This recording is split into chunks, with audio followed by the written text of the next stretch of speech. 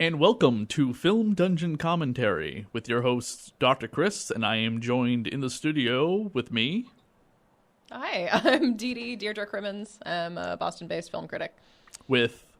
I write for filmthrills.com. I also contribute to Rue Morgue, Cinematic Essential, Bitch Flicks, which is a feminist online film commentary. Where else? Brattle Theater I write for. I write a bunch of different places. Awesome. And today we are going to be discussing George A. Romero's classic 1970s horror movie, Dawn of the Dead, which Dede is a... you wrote your college thesis on George Romero? Master's thesis. Master's thesis. Yeah, so I have an extra fancy degree talking about zombies exclusively. Awesome. Yeah. So she will be leading us in this commentary, this fan commentary about Dawn of the Dead, as she is the expert on this. Whereas I was the expert on Fright Night Part 2, which is the last time that she was in, which, if anyone interested in that, they can find it here on the YouTube page. Also, you can check out my interview with the amazing Julie Carmen, who finally came on my show, who plays the vampire Regine in Fright Night Part 2. My longtime childhood crush was finally on my show, Radio of Horror, and my heart just didn't stop beating as talking to her. It was a lifetime dream come true. But for anyone listening to us now, this is a fan commentary, and we are going to be using the European edition of Dawn of the Dead, which can be found on the Dawn of the Dead Ultimate Edition box set, which is out of print, but I've still seen copies of it go for a reasonable amount of money online. I think anywhere to $30 to $40 for this box set, which is pretty good considering what I paid for it back in 2004, was right around the same price. So you want to start your DVD as a film written and directed by George A. Romero is on your screen. So the counter should be almost at the 00001 mark. And when I hit play on your DVD, and that way it can be synced up with our amazing fan and insightful commentary. Now.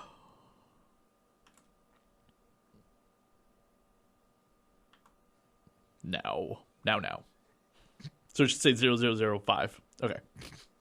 Yeah, it's starting.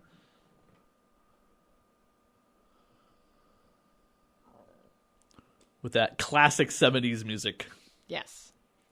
So I don't know. I think we were discussing this briefly before we started recording. I don't know if I've ever seen the European version, which is partially the reason I wanted to watch the European version.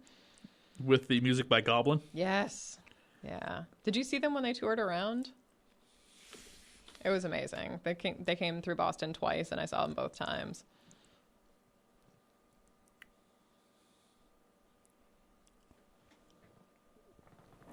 Da-da. Okay. My mic's good. Let's test your mic. Is my mic good?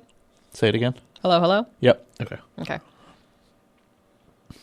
But no, you're right. Anyone know this from the Massachusetts area? Goblin was here last year.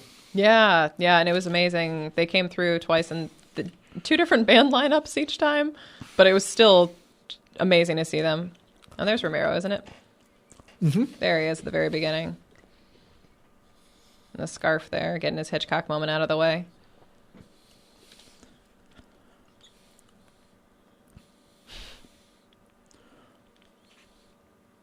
And the special effects in this movie are done by, of course, one of the biker gang stars of the movie, Tom Savini. And Greg Nicotero helped out as a kid, yes. Didn't he? Uh-huh. Yeah, he ran into Tom Savini at dinner one night with his parents, and then ended up striking up a friendship with him. And what zombie horror movie would be complete without Elvira, Mistress of the Dark, and these amazing beer glasses? Yes, we're having busty beer. As we drink the last can on the planet of Narragansett White Ship Lovecraft White IPA. That's very good. Now, I want to say this film takes place 5 days after the initial outbreak. Yeah, music by Goblin.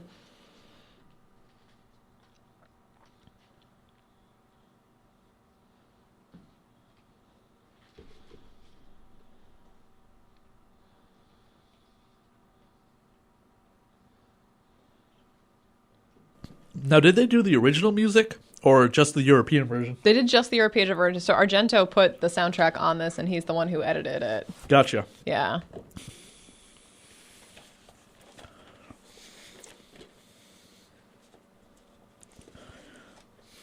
This Ultimate Edition box set also comes with a comic book that was supposed to be like a adaptation of and a prequel to Dawn of the Dead by IDW. And this was a big thing for them because they had just started.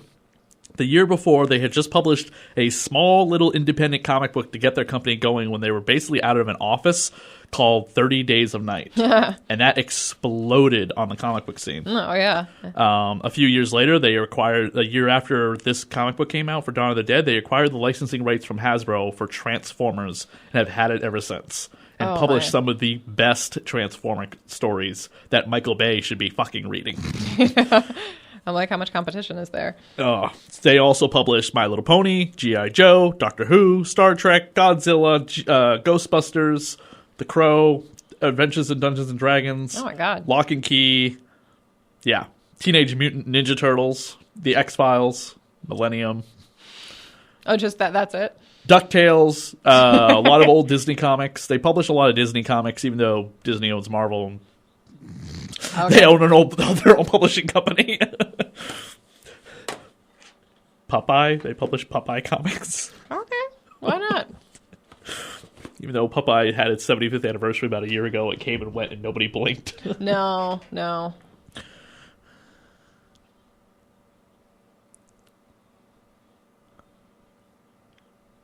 I just love how much screaming there is at the very, very beginning of a film. Now, another movie that Goblin has done the music for is being turned into a TV series, Suspiria. Oh, I keep hearing about this. I haven't heard much about it, though. Yeah, but... it comes out this year. Okay. I thought it was going to be a film, but it's a TV show? Huh. Oh, that's one of the greatest films of all time. It'll be interesting to see how they do it as a TV series. And you gotta hope that maybe they'll do it as well as The Exorcist was, because The Exorcist was a great show. Mm-hmm. Unfortunately, it was on Fox and the ratings were terrible. But everyone who did watch it kept saying, this is like the best sequel to the movie, because when you watch it and you get to episode 5, then it hits you why this is the sequel, and you're like, oh my god, I didn't see that coming. So it's a sequel, not a remake? No, yeah, it is a definitely sequel. In fact, in the very first episode, no spoilers, they play Tubular Bells, and one of the priests, there's a young priest and an old priest, and I don't mean an old priest like Father Marin, I mean an old priest like he drinks and he smokes and he's got, unshaved beard, and he, having affairs with women. As priests do. Because he's a disenchanted priest, is that the word? I don't know. Disassociated? Something like that. Yeah. So he's still a priest and Catholic, but he's like, Anyway, the young priest is looking through the files on the computer and then comes up with a Exorcist 1973 in Georgetown, Maryland. And you're like, oh! But that's just the tip of why it is a sequel to the original film. Completely ignoring that piece of shit second one. The third one's good, though. Yeah, but they definitely, I don't think they make any mention, Yeah.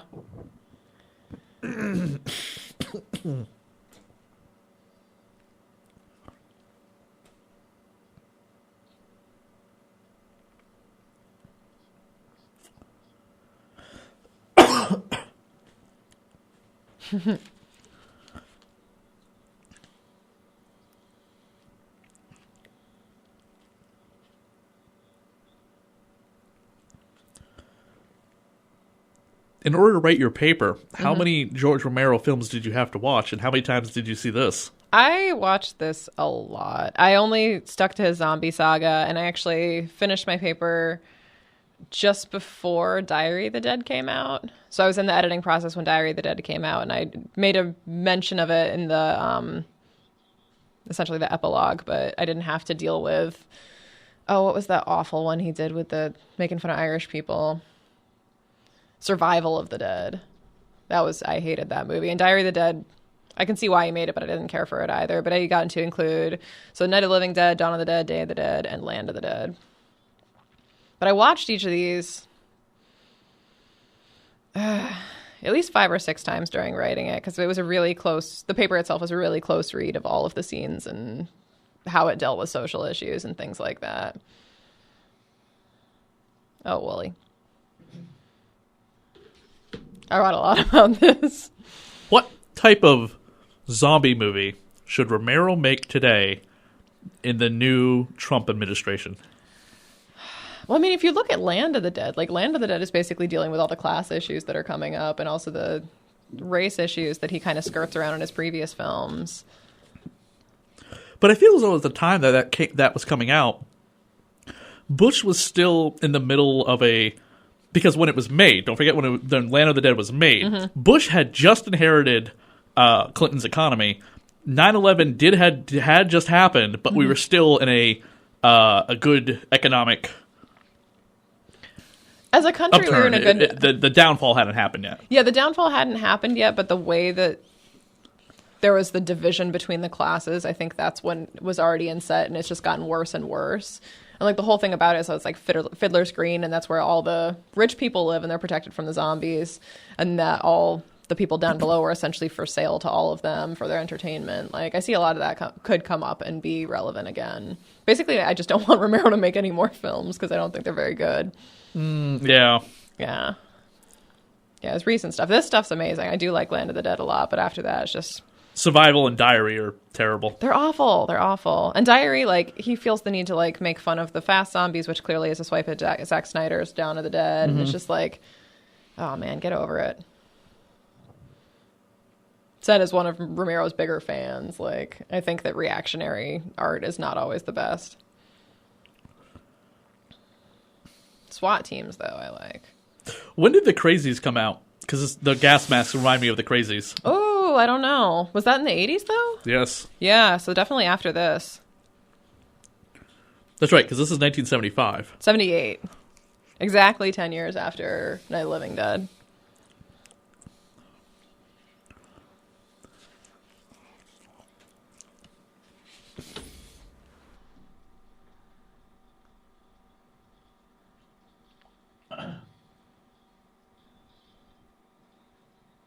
Oh, we were totally wrong. Crazies was 73. Oh, wow. So Crazies predated this by 5 years. Oh, wow. I know, right? Huh. Does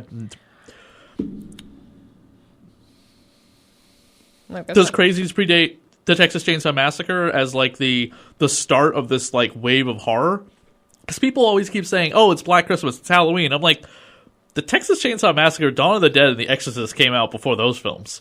Well, Texas Chainsaw Massacre was 74. And I think... Like, usually when I think people are referring to that, it's the slasher genre, which The Crazies definitely isn't. It's more like military, whole town has gone to shit sort of thing. Whereas, like, Halloween and Texas Chainsaw sets up the whole slasher, like the people being hunted, the final girl, like all that sort of stuff. Trying to do some math in my head about one particular anniversary we're actually celebrating in horror this year. 97, 2007, 2007, 2007. Okay, so it's the 120th anniversary of the publication of Dracula. Because it was 1997 was the bicentennial. Oh, okay. Oh, and then last year was when a certain book was written, and next year will be when certain book will have been published. Frankenstein. Oh, yeah. Celebrates 200 years next year. Last year was the 200th anniversary when it was written. Excuse me, because it didn't get published for at least 2 years afterwards. Which is around the time we'll be releasing my Frankenstein web series, a silent film, black and white. Okay. 90% female cast and crew. Cool. Very cool.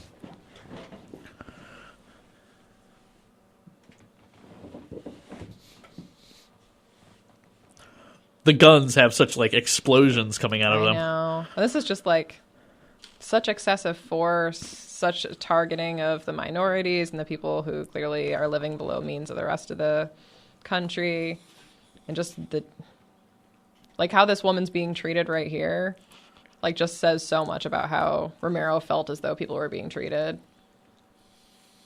and how foolish she is for love. Look at that.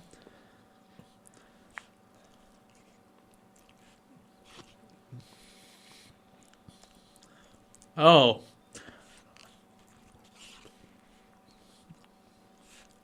Also, I know we love Tom Savini, but look at that guy's makeup. Like, I mean, the squibs are kind of, they work, but, like, this is the movie that ushered in the bad zombie makeup. Like, the green people, the really ashy-looking African-Americans. Yeah, I always thought that was a little... Even before I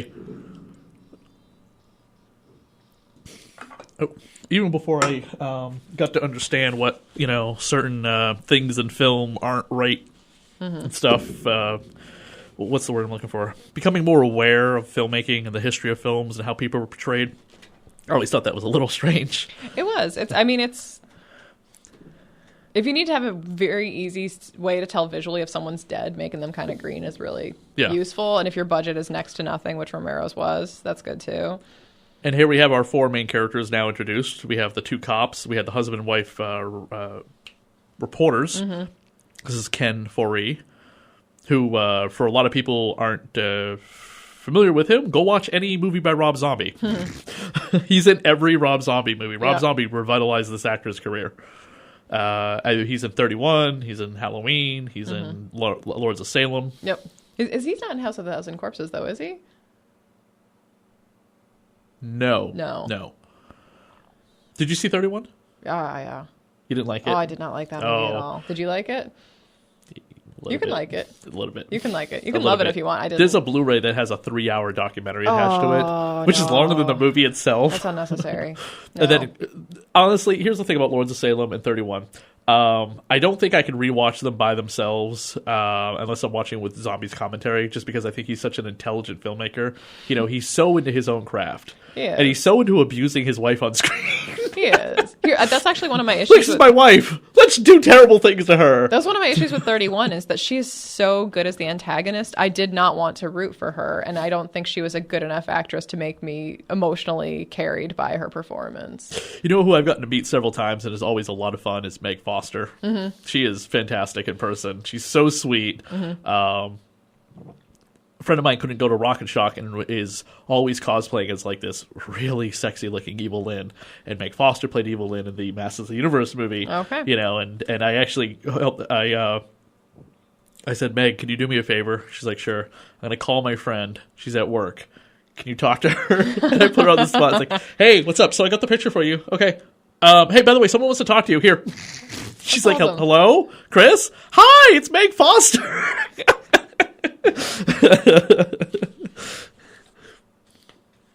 Oh, Ken looks so young in this. Mm-hmm.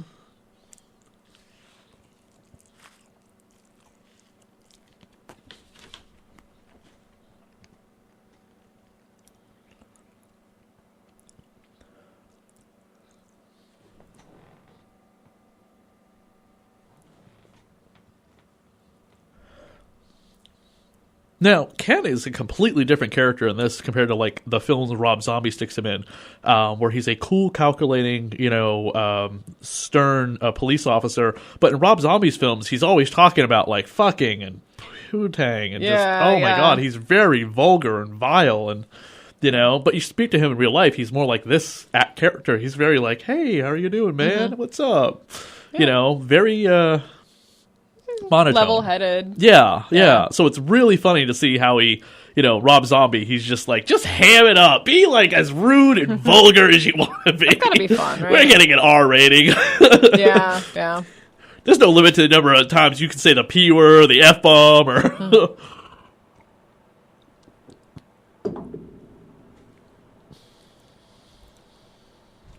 Yeah, I've never been a fan of that makeup.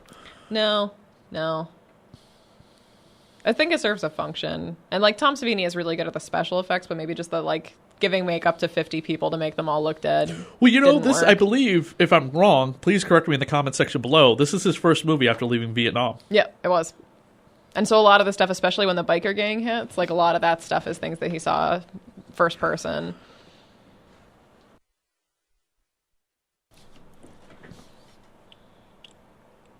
How is the Lovecraft beer compared to the last one you had? This one's good. This one is less hoppy, which is surprising for an IPA, but I'm into it. Yeah. I'm looking forward to the next one coming out next week. My local store should have it. It's out now if you go to Providence. I do hope you're going to be going to Necronomicon in August. We shall see. It's so awesome. Mm-hmm.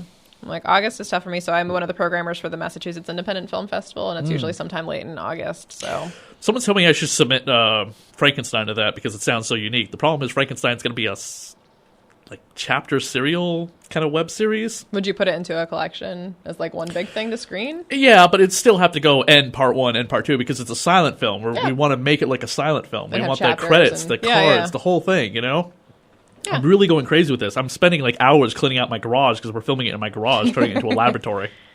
Oh, Roger. Look at that. Anyone listening who's ever want to see me die, Frankenstein's monster kills me in this.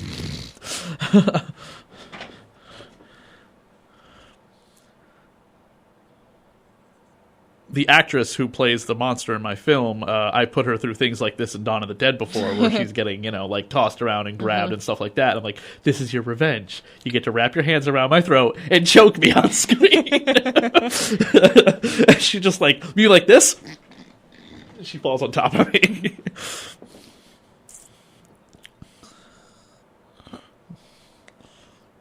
And her husband's doing our music for us. Oh, cool. Because it's a silent film, it's all going to be music. Kinda... Her husband's composing the music. And I needed somebody that I wouldn't mind asking, based on the fact that she's a model, saying, listen, the costume for this creature is going to be a couple different things. One of which is you're going to have to get completely naked for us to put the costume on, because you're going to be bandaged up. Do you feel comfortable with that? She's like, I don't care.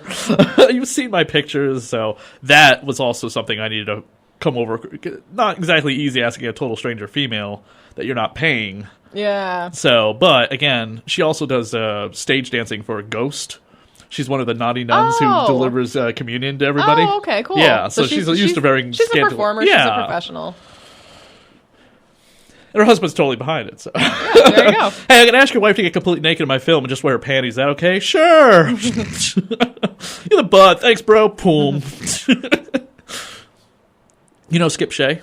Yeah. We're all friends. Yeah, so that's how we got connected, because his Tony Brown, who's a Duende project with the husband, they're friends with Skip as well. Okay. And Skip reminded me, hey, by the way, you ever met Capri? She's like the type of chick that you're looking for this other film you're doing. I was looking for a goth rock punk looking woman. So. Oh yeah, Skip's awesome. Have you seen Trinity yet? I did. Oh, okay. I really was fascinated by the fact that it doesn't make a lot of sense narratively, but emotionally it takes you through all the beats, even if the characters are jumping around. It's based on a true story. Yeah, I know, unfortunately. But yeah, I was really affected by it.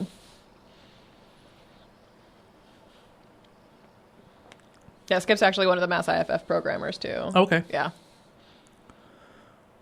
Now the mall coming up where 90% of the movie takes place. Have you been there? I have not. No. There's a plaque at the mall that says the home, and there's a gift store. Yeah, and I've been meaning to make it out to Pittsburgh. Which I think you can buy copies of that. They have all this Dawn of the Dead merchandise. Of course, they should. Yeah, that should be a very distinct genre. Horror road trip. Oh yeah. And then we'll plan it for the same weekend. We'll go see the Blob at the theater, which is nearby as well, because the Blob theater is near the near mall. there? Yeah, and it's in Pennsylvania, so there where the border is, it's not that far. It's only 2 or 3. It's like a 2-hour drive, maybe. Okay, that's not bad. I've been planning to go to Pittsburgh sometime soon. So there you go. Yeah, hopefully I'll check it out. That's where my co-host for the Dead TV podcast is, Mr. Zeneca. She's stationed out of there. Okay. Pittsburgh specifically? Yeah, exactly. Oh, yeah, cool. Her. She does a zombie survival camp that you can run through, and then anyone interested is invited back to her dungeon for a teaching session with a crowd of people with hors d'oeuvres and everything. She does a whole bunch of type of communities. Oh. I wonder if they have the "I'm a Man" song still in here. Okay, so someone had asked me, is that the farmhouse from Night of the Living Dead that we just passed by? I don't. In color? I don't know if it's the same farmhouse. And it's interesting because when I was doing a lot of my research for my paper, a lot of people who are scholarly film studies authors refer to this as a remake rather than a sequel. Because there's no connection. I think because there's no... I mean, there kind of is a connection. I mean, this is takes place however many days after. And I think the fact that... You're right, there's no connection between the two, and it's also, you could argue, this is how a group of people survive, the zombie outbreak so soon after, but I don't see it. Also, I mean, Romero was, what's the word I'm looking for? Ahead of his time, casting in 2 films, an African-American lead actor. Yeah, and he, depending on which... Not as a criminal. No. Not as a gangster. No. Not as a whatever. And if you read, like, because I did a lot of research into interviews with him, and he goes back and forth saying it was intentional, it wasn't intentional. So you can't get a straight answer out of the guy. Yeah, I mean, I've heard that too. Yeah. And just like going back and reading these firsthand interviews, it's just like literally every other one, it splits about 50-50 about whether or not he includes it. Now, I'm gonna say something very sacrilegious. The remake of Night of the Living Dead is better than the original, mainly because I cannot stand the character Barbara in the original. You're not supposed to. And I love the remake woman, where she's like a badass, and she's got the pixie haircut. And I love the original, and I will defend it at great lengths with most people. Not to say that are you talking about the Tom Savini remake? Tom Savini remake, I think, serves its purpose, but in the Romero world, I think that the first one, like, Barbara's an idiot. Like, she can't handle this. Like, No. Are you kidding me? It's awful. It's and the fact that when she so sees annoying. Johnny, she gets drawn out, and that's like how she dies. She could have survived if she didn't do that, and if anyone was going to survive, which no one does. It rates right up there with, like, all the events in Indiana Jones and the Raiders of the Lost Ark would have happened anyway without Indy's interference. Yeah. No, this is interesting. So watching this now, seeing the European version for the first time, there's the whole sequence we just saw with them. Is that how you fill up a... like you're putting a gas in a car? I've never filled up a helicopter. I have no idea. But in the original cut of it, there's that whole sequence with all those like good old boys shooting down the zombies. The soundtrack is this song that keeps singing "I'm a Man," and it talks about, you know, as long as most other people read that as a really strong commentary on the toxic masculinity of the time. And it looks like when Argento recut the soundtrack, he completely took that out, which kind of changes the dynamic going forward, I think. Night of the Living Dead has had several kind of remakes. One of them being Night of the Living Dead 3D starring Sid Haig. Oh, yeah, I've seen that. Awful. Yeah. Speaking of Rob Zombie. Speaking of films that are just like a cash grab and actually don't make any sense. Yeah. Like, there's Night of the Living Dead Reanimated. I did not see that one. Yeah, it's an animated Night of the Living Dead. Oh, is it any good? I did not see it. But you can do whatever you want with Night of the Living Dead because it's in public domain. Yeah, because he changed the name and dropped the copyright card. It's the last, I think, major public domain film. As far as I'm aware, there's not another movie that is so critically acclaimed, beloved. That doesn't have the domain. Yeah, because earlier ones, the domain, after so many ever odd years, it falls off. Yeah, and I mean, there are films that have come out that have brought to the public domain, but you don't give a shit. No, exactly. You don't care because they were on MST3K is the only reason why you care. Yeah. Werewolf, Alien from L.A., which starred former Sports Illustrated swimsuit model Kathy Ireland when she was 17. As I roll my eyes. And in fact, it was the movie that actually got somebody to notice her as a swimsuit model, because at the end of the movie, she's walking around in a white bikini, this white virgin like bikini, and someone's like, gorgeous, but "Wow, who is this girl? Let's sign her up for Sports Illustrated and give her a Kmart career as a spokesmodel." Well, yeah. Don't shoot him. That dive was a little extreme. It was a bit much. He had a gun being pointed at him. What is that about? Get out of my way. This is also like a recurring thing with Flyboy versus Roger, about how Roger's the more manly man and Flyboy can't shoot. He can fly. That's about it. He can't supply for his woman. Like, he can't support them as a couple. Like, he's a failure as a man. In the remake, Ving Rhames kind of plays his character because he's a black cop. Mm-hmm. Yeah. Yeah. But like in terms of physicality, though, Ving Rhames versus Ken Foree, like Ving Rhames is he's huge. He's huge, and he's got this whole like kindness behind him, which you ever met Ving Rhames? No, I met him once at a convention. He was very Didn't he pass away? No, he's still alive. You're thinking of I'm mixing him up with another the Green Mile Giant. I am thinking of the Green Mile Giant. Oh shit, I'm sorry. Who was married to Omarosa, who's now part of Donald Trump's stupidity. Yes. It all keeps coming back to politics, Michael people, Clark Duncan, because it's Romero. All right, we're not getting political intentionally. If you know anything about Romero, for anyone listening, Romero is very political in his movies. Incredibly political and is not subtle about it. No.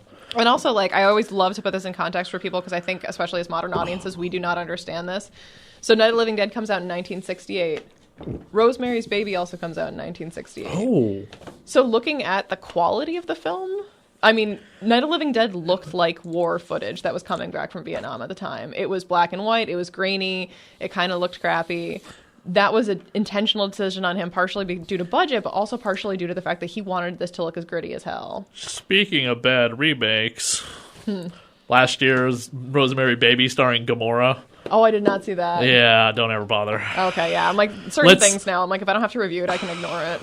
One comment I read in a review is, okay, let's push the boundaries of, like, this mixed race couple, and just, like, for no apparent reason, where, like, it shouldn't have been made to begin with, but let's just constantly keep shoving down our throats that we're a mixed race country in this remake, and it's more about that than it is about the Rosemary's Baby part. Yeah. And I'm like, yeah, you did completely lose your sense if you're, like, pushing this whole, like, oh, she's a black woman married to a rich white guy.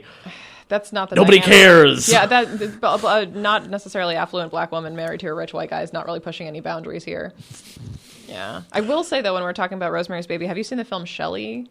No. It's on Netflix now. I don't know if it will be if someone listens to this later, but it's Shelley L. This will be up about a week. So yeah, it's amazing. They change out every 4 to 6 months. I think. Yeah, it's amazing. It's basically I always give the elevator pitches. If Rosemary's Baby was about a baby being born by surrogate, but the film doesn't end with the birth. Oh, it is really good. It is really interesting. It's about a female friendship that's really strong. Like, I loved it. So this box set, if you can track it down, or if you happen to have it and you've never actually watched the bonus material on it, I think that this has as many bonus material, and by the way, I include commentaries when I say this too, as for one film as like one of the Lord of the Rings films. Oh, did. Easily, yeah. Yeah, I mean, you have theatrical trailers, TV spots, and radio spots are always really fun to watch just because of the fact they create their own little film within a 30 to a minute long segment, which you can usually enjoy when you watch like the Super Bowl. Behind the scenes photo gallery, commentaries on all three versions of the film include George Romero, Tom Savini, Perry Martin, Chris Romero, David Egan, Ken Foree, Scott Reiner, Galen Ross, who are on the European version, Richard P. Rubinson, and DVD producer Perry Martin as well. Monroe Mall Commercial, Monroeville Mall Tour. Now, there's the two famous zombies that appear in a lot of the promo ads. There's the nurse zombie, and then like kind of a chubbier-looking zombie. Those two actors are actually married. Oh, really? Yeah. Oh, They've been at Rock and Shock several times. Oh, okay, cute. They charge like $40 to $50 an autograph. I'm like, is that their only income? Maybe. Good for them. Yeah. If I was in something like this, I'd milk it as much as I could. I think Gail was 20. I think Ken was 20 at the time. Oh my This God. was, and I got this signed in 2006. That's not bad at all.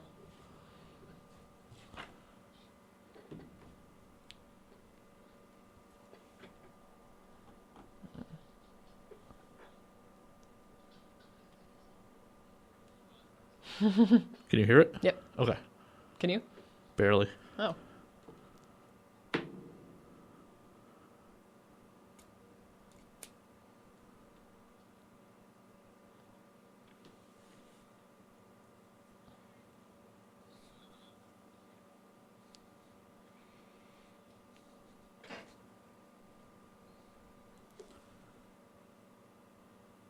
Well, they're not doing anything right now. No.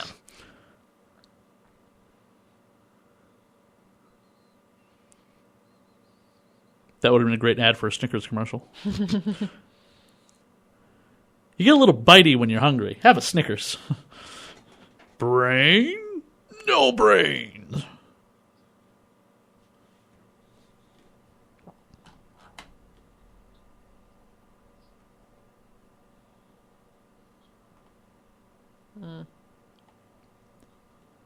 Here comes all the consumerism. Again, with the Romero not being really subtle about what people are after. Yeah.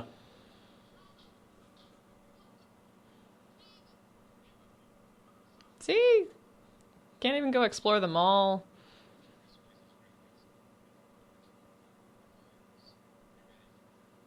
Now, isn't she revealed to be pregnant?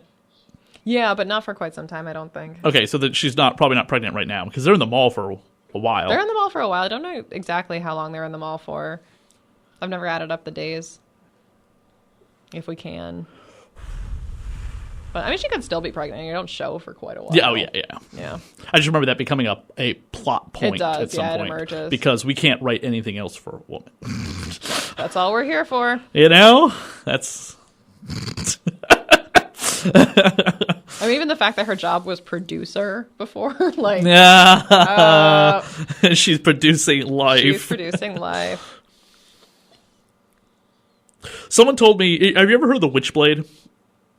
It's a mystical gauntlet that can only be worn by a woman. No. It was made into a TV series starring Nancy Butler. Like, yeah. And it was a long-running comic book series. The Witchblade was like this mystical metal gauntlet. Hold on. And it can only be worn by a woman because a woman is the bearer of life and a man is basically destruction. And I'm like, okay, that makes kind of sense. If it's supposed to be a power for good. I can destroy stuff. But you know what I mean. I know what you mean. So, somebody said that is actually a very offensive origin. Yeah, I can see that. The Witchblade has basically armors up the female as such. Whoa, she's got no clothes. Yeah, well, sometimes she does, and sometimes she doesn't. Sometimes it just kind of like grabs onto her. Eventually, she found out that the thing was sentient, and it's male sentient. And then, as she's saying this, she's looking down at her chest, like, "Well, that explains so much." She's a New York City cop who deals in extra-dimensional supernatural stuff. And boob cupping. Basically, yeah. Huh. Sometimes it's not so... Sometimes it is. And this was the live-action TV series. Oh, okay, that's a little more tasteful. Oh, yeah. Yeah. Tremendously so. So I was wondering here, again, back to the European version, the music's different. I'd have to... Okay, I'm going to admit, I have not actually watched this movie since 2004. Oh, my God. So I watched this a whole lot more than that. But the main reason I remember the music in this is because it is the Robot Chicken soundtrack. You know Robot Chicken? Yes. The clucking theme song for that show, bark, bark, bark. That's the music from Dawn of the Dead from the mall that is constantly playing in the mall. And the first time I watched Robot Chicken, I was driving me crazy because I'm like, I know that song. Where's it from? And then it's the Dawn of the Dead mall's music. I'll have to rewatch an episode to get the song in my head. The Robot Chicken first came out just after I had abdominal surgery, and I couldn't laugh for 8 weeks. And I couldn't watch it. Like, I'd watch like a single sketch and have to turn it off instantly. Been there. I had a umbilical cord hernia 2 years ago. Oh. My first abdominal surgery. My first surgery ever. Oh, God. The nurse, when I was waking up, asking me, like, on your scale 1 to 10, how do you feel? I'm going to talk you through it because I've actually had the surgery before, Chris. And she's like, and just to put your mind at ease, since I've had both this surgery and I've had children, this is the closest you'll ever come to experiencing childbirth. I was like, are you serious? She's like, yes. Because I've had both, so I know that the pain is exactly the same. So you could be the giver of life and I can be the destroyer here.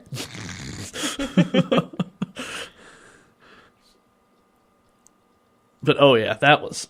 Yeah, no. You don't realize how much you move with your abdomen. Right? Yeah. I'm like, I've had 4 abdominal surgeries and... He just, like, punches the zombie. Oh, man. You're holding guns. Maybe they're out of bullets. I don't care. Still, though, I get it. I don't want to seem like we're macking on this film. He can come in. It's better. I'll let him have the gun. It's fine. He's no bub. He's not smart enough to know how to use it. Or like the zombies from Land of the Dead. Oh, yeah. Big Daddy? Yeah. Big Daddy could totally use a gun. That guy was super smart. Look at this. Wow. Doesn't look like there was any entry wound, just an exit wound. That's what Savini does.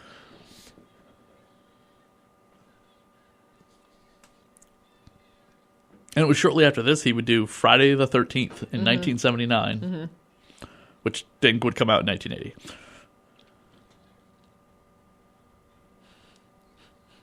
Like finally working with Kevin Bacon. Look at how gleeful they are about getting to shop. They love it. AM, FM, stereo. Oh my God, look at that TV. Yeah, I'm like, TV, radio are good things to grab. Like, rings? Like, he was just punching a zombie, so maybe he's thinking he'll make his punch better. I really don't think he's thinking that. I think he's thinking like, ooh, shiny. We have a TV. I found a TV radio in my garage Excuse me, my roommate's garage that I stuck on the laboratory table for Frankenstein.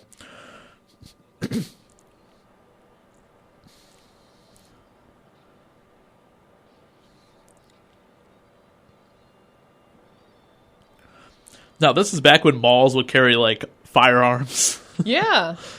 Never, ever today, unless maybe in the South. Yeah, I'm like, there's got to be, like, the Walmarts and stuff like that I know carry. Texas malls must still allow Just, guns. Like, they probably just give you a gun when you walk in Texas, right?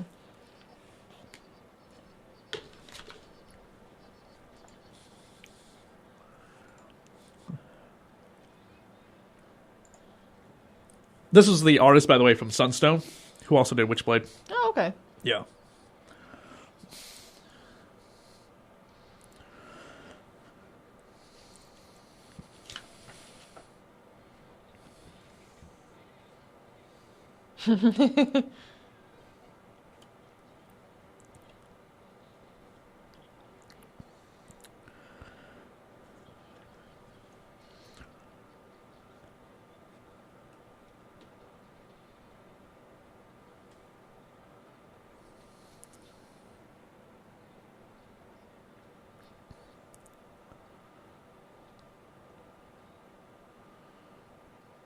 That's a big barrel. It's a big handgun.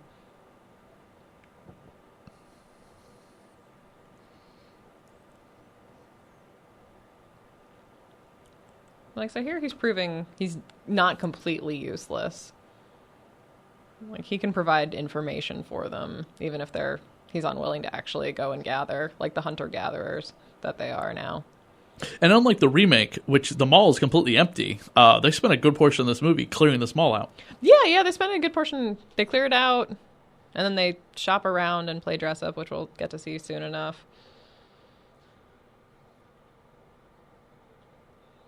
Oh, those walkie-talkies are huge.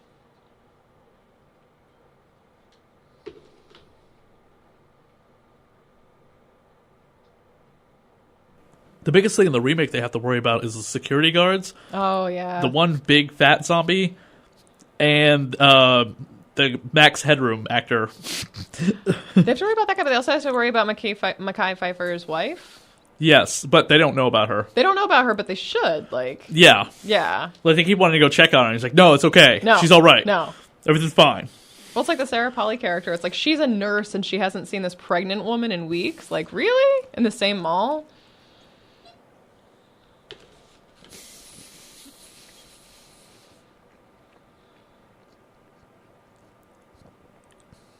Yeah. And of course, like, the other big difference between this one and the remake is the fast versus slow.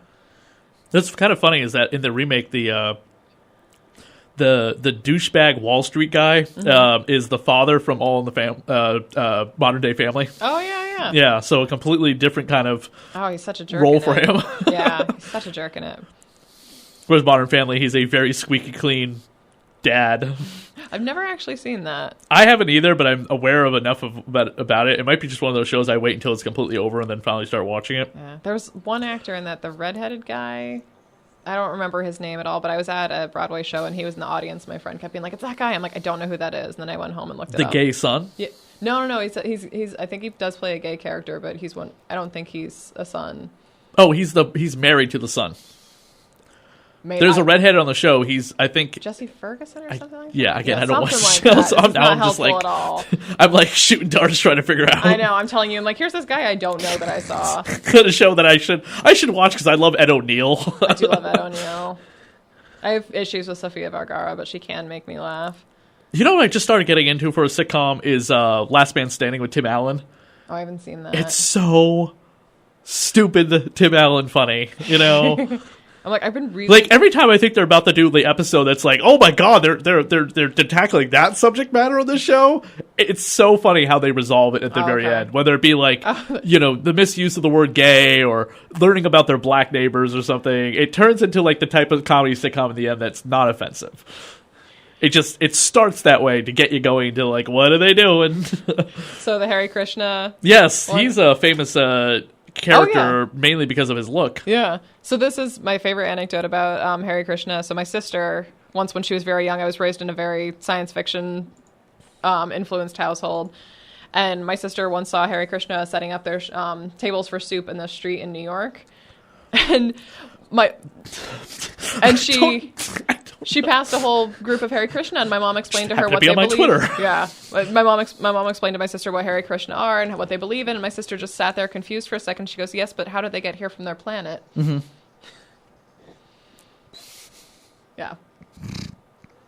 But that Hare Krishna has been made in like several action figures and stuff. Oh yeah. I'm like, it's easily identifiable. It's also such a 70s thing. I mean, I realize Hare Krishna still exist, but it was such a phenomenon back then that it was such a, I don't know, it's a cult classic.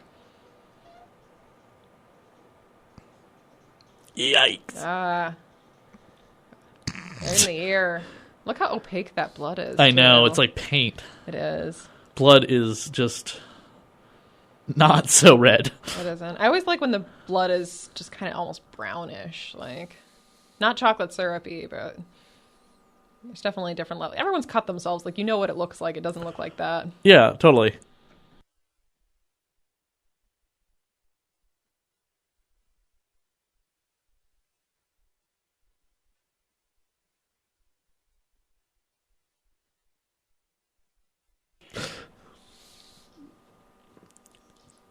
The next film dungeon commentary movie we're going to do is we're going to wrap up the Blade films with the unfortunate Blade Trinity. Oh. Is that the one with Ryan Reynolds? Yeah. Oh, yeah. And Disney's The Black Hole.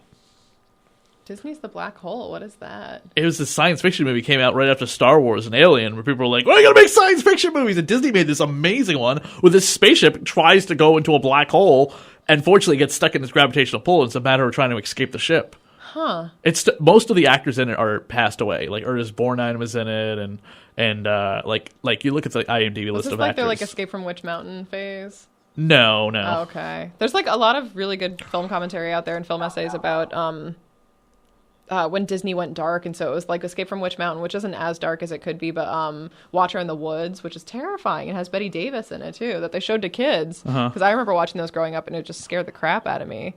And looking back to the fact that Disney was making it is kind of mind-blowing.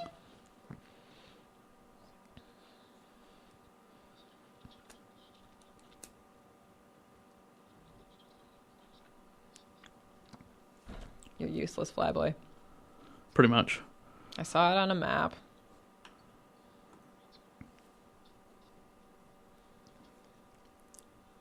Where's Gail? I have not seen her. She's a woman, so she's back home. Cooking for the men. Oh, man. I'm such a terrible cook. We'd all starve. I'm having the worst time with happening? You can hear it? No, I can hear it. Yeah, just fine. Yeah, I'm not. Could the other ear work better? Hand me my jacket. It's a green one. I have a better set of headsets in there. None of our technical issues affect this commentary. We are doing fine recording it. I did the Roger Corman Fantastic Four one, and man, it was just one complication after another. Oh, it was the DVD, it was YouTube, it was just a nightmare. Now, is that the one that Arrested Development Season 5 makes fun of, or Season 4, or whatever the last one was? I've never watched Arrested Development. Oh my god, there's this entire Fantastic Four musical at the end that has got Tommy Tune and Maria Bamford in it. It might be. It's so fantastic. Yeah, it might be the Roger Corman one. I was about to say, it was so fantastic. Without intending to. Waka waka. Yeah.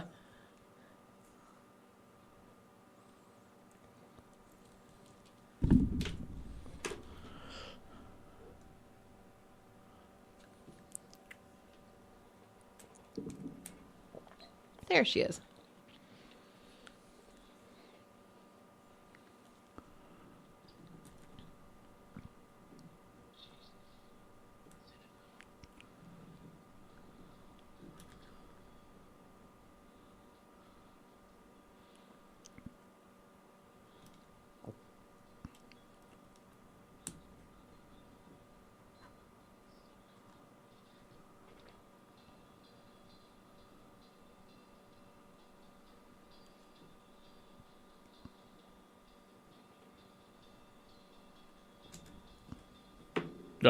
There he is. Now, the whole thing about brains wasn't invented until The Return of the Living Dead, which starred like Sam Matheson. And it's amazing. Yes. And that was also directed by the writer of Alien. Oh, yeah. Whose wife I met at Necronomicon one year. She was trying to shop around a copy of her husband's movie. And that had never been like digitally remastered with like the uncut director's version. Really? Yeah, Like she was such a sweet woman. like I rode down with her in the elevator. or? We walked around like the water fires while the whole event was going on, the Necronomicon. She was so sweet to talk to because I was just Bannon. Come on, you should know this. Bannon. You're a big horror buff like me. I am, yeah. I don't know. Yeah, the guy who wrote Alien. Sorry, Who wrote Alien? I don't know off the top of my head. Of course, you know the thing with his script is that like it was so bad they only kept like one thing from it. It was like there's a scene where they're at dinner and this thing pops out of his chest. What is? We gotta use that because no one's gonna expect that. I just love the fear of fire. It's very Frankenstein. Is that a dynamite or a flare? I think it's a flare. Okay. I don't think she would be lighting the dynamite there. I mean, she's not that bright, but she's not that dumb.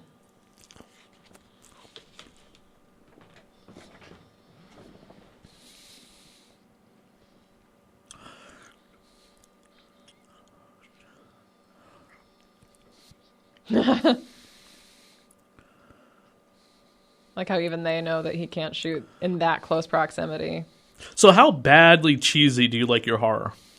I'm not a huge cheese person, actually. Like, I like this for what it is, but I have so many friends who are like, oh, you haven't seen this, like, really crappy movie? I'm like, no, I like good movies. Did you ever see Teeth? I love Teeth. I don't consider Teeth cheesy, though. I consider it, like... Well, I consider the idea of it, and... I consider it... I like high concept. Maybe you like it because it's a female character I like it driven, because it's a you're a female woman. character. I like that it shows exactly how terrified men are of women's bodies. But I see that more as like really high concept rather than cheesy. So I guess that's just like arguing over phraseology.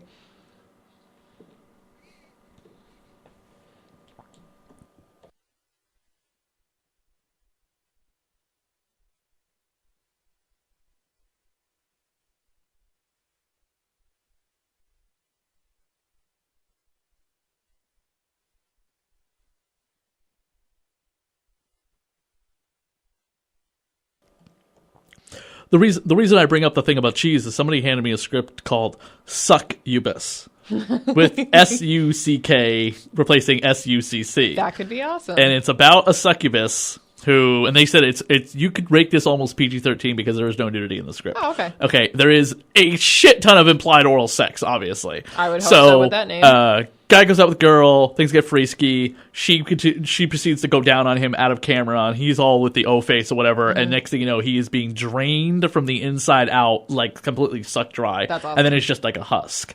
And she just comes up, does one of these or whatever, and takes a toothpick out and walks off to the next scene. And she is sucking the life force out of men through there. See, that could be done well. I'm like that is actually kind of clever. Yeah. And the fact that you're not showing either nudity in it helps it in a way that we get the point of what she's doing. We don't need to see it. First of all, we don't really need to see that. It's not porn, because otherwise it's pornography then. Yeah. So, but, and she doesn't get nude, but when she goes down on them, in the scene, she is like in her bra and panties or she's in something very sexy, but it's still very like non-nude. And it's like, this is very tasteful. Interesting. Despite the fact you know exactly what's happening. Yeah. Would I show this to my kid? No. Would I show this to a 13-year-old boy? No.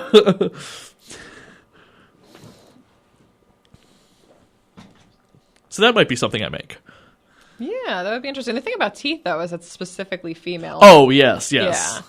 In a very, very basic way. And the girl's completely out of camera, too, because in the description of the scene or whatever, she's like, she goes down below camera, actors will crawl away, whatever. And then she'll come back up, she'll just sit there on her knees. Yeah. Overuse of the zipper effect, it keeps saying. And just you see in giant letters, zip. So somebody obviously is like in post or whatever, editing zips. That's also interesting because, like, Teeth, I mean, sex is mutually pleasurable, but while some women really do like giving head, it's mostly for the dudes, let's be honest. Yeah. So the fact that it's very skewed in that way, I don't know, it could work, though.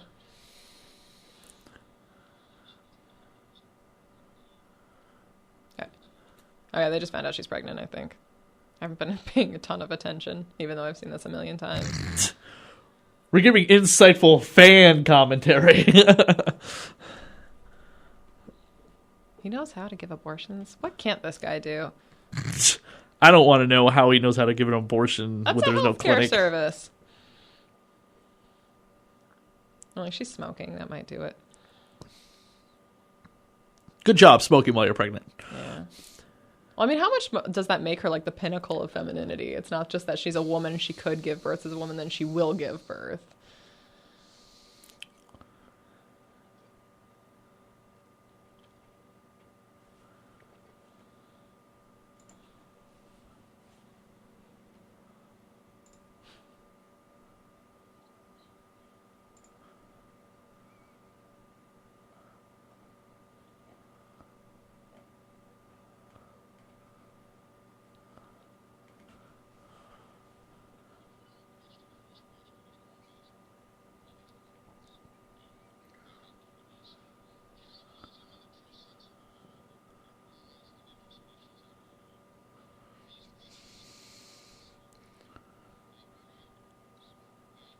What was that really awful zombie movie called where the zombie falls in love? Oh, was that the one with Nicholas Hoult? I don't know who Nicholas Hoult is. Oh, he was the main war boy in Mad Max Fury Road. Those people are all in so much makeup. The only two people I recognize are Tom Hardy and Charlize Theron. Let me see if it's the one I'm thinking But of. it's she holds up a copy of Zombie to his face. Yeah. When they're like, And they're like in an airplane. yeah, Yeah, that's the one like, I'm thinking of. And this is like just before she discovers he ate her boyfriend, Yeah, that's the one I'm thinking of. and she still like loves him. And it's like Yeah, it's gross, so gross. stupid. No, he's dead. Ew. Warm Bodies. Yes, I mean Jesus Christ. If So- you have sex with all those things, their dick would come off. So Warm Bodies came out at the time the book, because it was based on a YA book that I reviewed. It came out and it was pitched as the zombies' answer to Twilight's vampires. And I didn't realize this because I got the advanced reader's copy, which is the plain cover, and I read it and I reviewed it. And I'm like, this kind of sucks. And then no one told me it was a YA book, and I was like, why is she so concerned about being in love with him? But the book has like a little more insight into like what's going on inside a zombie's mind. Ugh. But then I saw the actual print copy of it. It had a quote on the back from Stephanie Meyer, and I was like, no wonder I didn't like it. I'm not the audience for this. But then when the film comes out, they don't pitch the film as a YA film.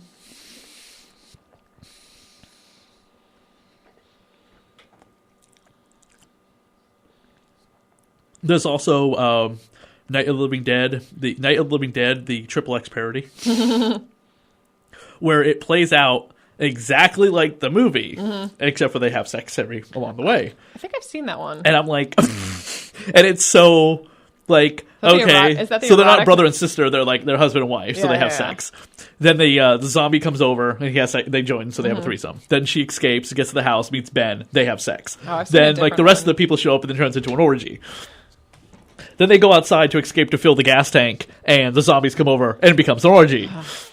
They go downstairs and they find the definitely over 18-year-old posing as a 10-year-old girl tied up to the basement in the little flower dress. And I'm like, wow, despite the fact this being porn, this is like really accurate to the movie. They hit every single scene.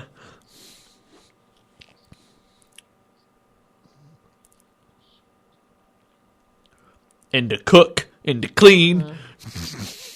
Like, Flyboy can't shoot.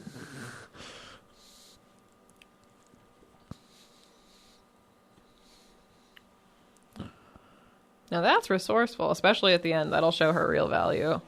Yeah. She is right. Now, why does the biker gang show up later on? Just because, right? Just because they can. They're taking the exact opposite. Rather than hunkering down in a single place, they're roving around. Gotcha. And I think I want to say they see the lights of the mall or something like that. I might be misremembering it or They what? mixing it up. The lights of the mall? Yeah. Yeah.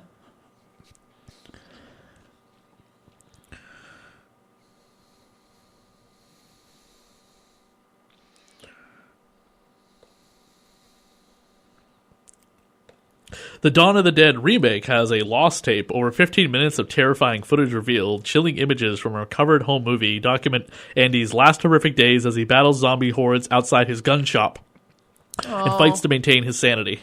That was so sad. Yeah. That was one of the sadder parts of the remake, is Andy across the road. And they send the dog to get him. Oh, it was so sad. He's so excited to have trucks. Little do you know, Roger. That's right. They drive the trucks over to block the entrances. Yep, because they're smart.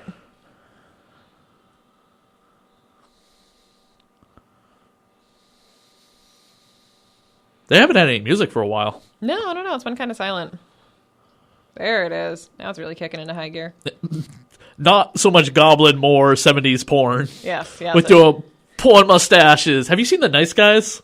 No, I Oh my haven't god, actually. you want to talk about porn? know. That is such a great movie about the seedy underworld of the porn empire of the 70s. I keep hearing but the such comedy. good things. Yeah, I keep Ryan hearing such good Gosling things. and Russell Crowe are so great together. And Ryan Gosling has this 13-year-old daughter in the movie who's like Penny of Inspector Gadget. Oh, no. She's always like getting involved in his cases.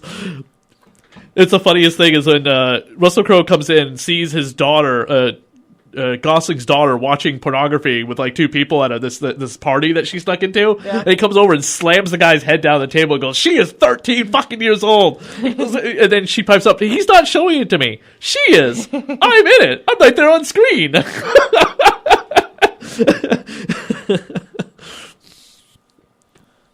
In the head, dummy. I know, right? He knows.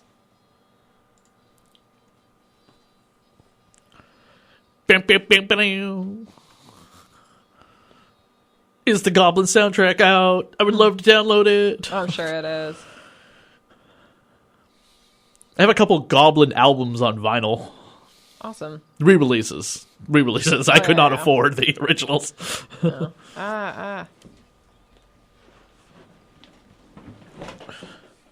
She has very nice hair for a dead girl. Does. In the 70s, everyone had Yeah, nice really hair. nice hair. Oh, in the mouth.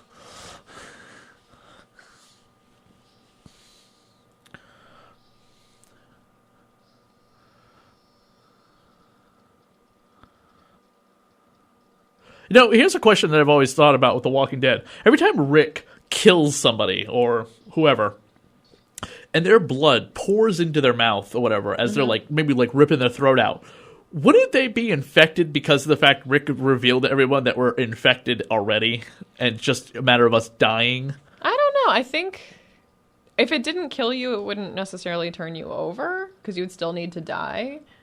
But I think also like... But you don't need to die necessarily. I mean, you die, like if you get bitten... Because of an infection that kills you. Yeah. Yeah. I think you can't get the virus through ingestion.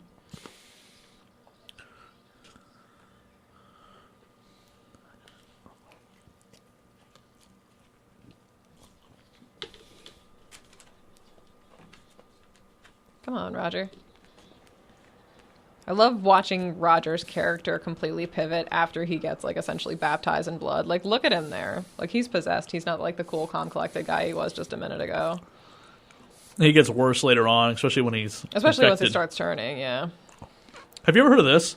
What is This is about a sexually transmitted disease called beauty, which eventually burns you from the inside out, What? but turns you into, like, the most beautiful version of yourself. So any Interesting. flaws or anything that you have are completely gone. If you're old, you de-age back to being very young. Interesting. And it's about two cops that How unfortunately quickly both have it. How quickly does it kill you? It's undetermined. Oh, okay. Yeah. And these two Interesting. cops have it. One catches it. She catches it from like her boyfriend. Mm-hmm. Found out that he was cheating on her, and she gave it to him, just like any transmitted disease. And the other cop, he shot somebody with it, and they, he got some of their blood in his mouth. So he wakes up the next morning, and he's like, "Oh fuck!" Because he early in the issue, he's got like gray temples. He's clearly in his 40s, And he sees he that wakes he's up, not- and now he's like 20 something. His wife leaves him the next issue, and I like the idea of beauty being negative. yeah, that's the whole. Yeah. That's interesting. And you can catch it any way, gay, lesbian. Just any sexually Yeah. transmission.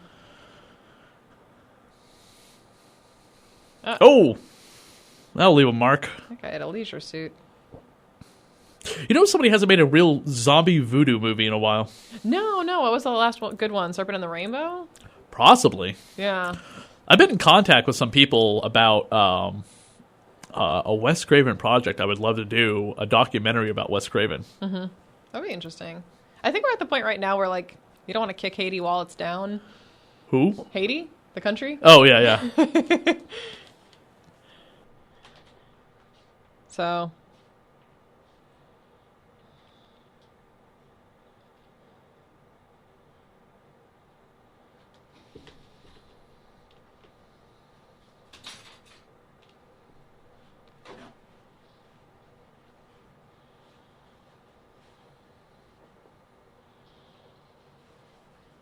You know what I should have done? I should have had you brought that paper with you.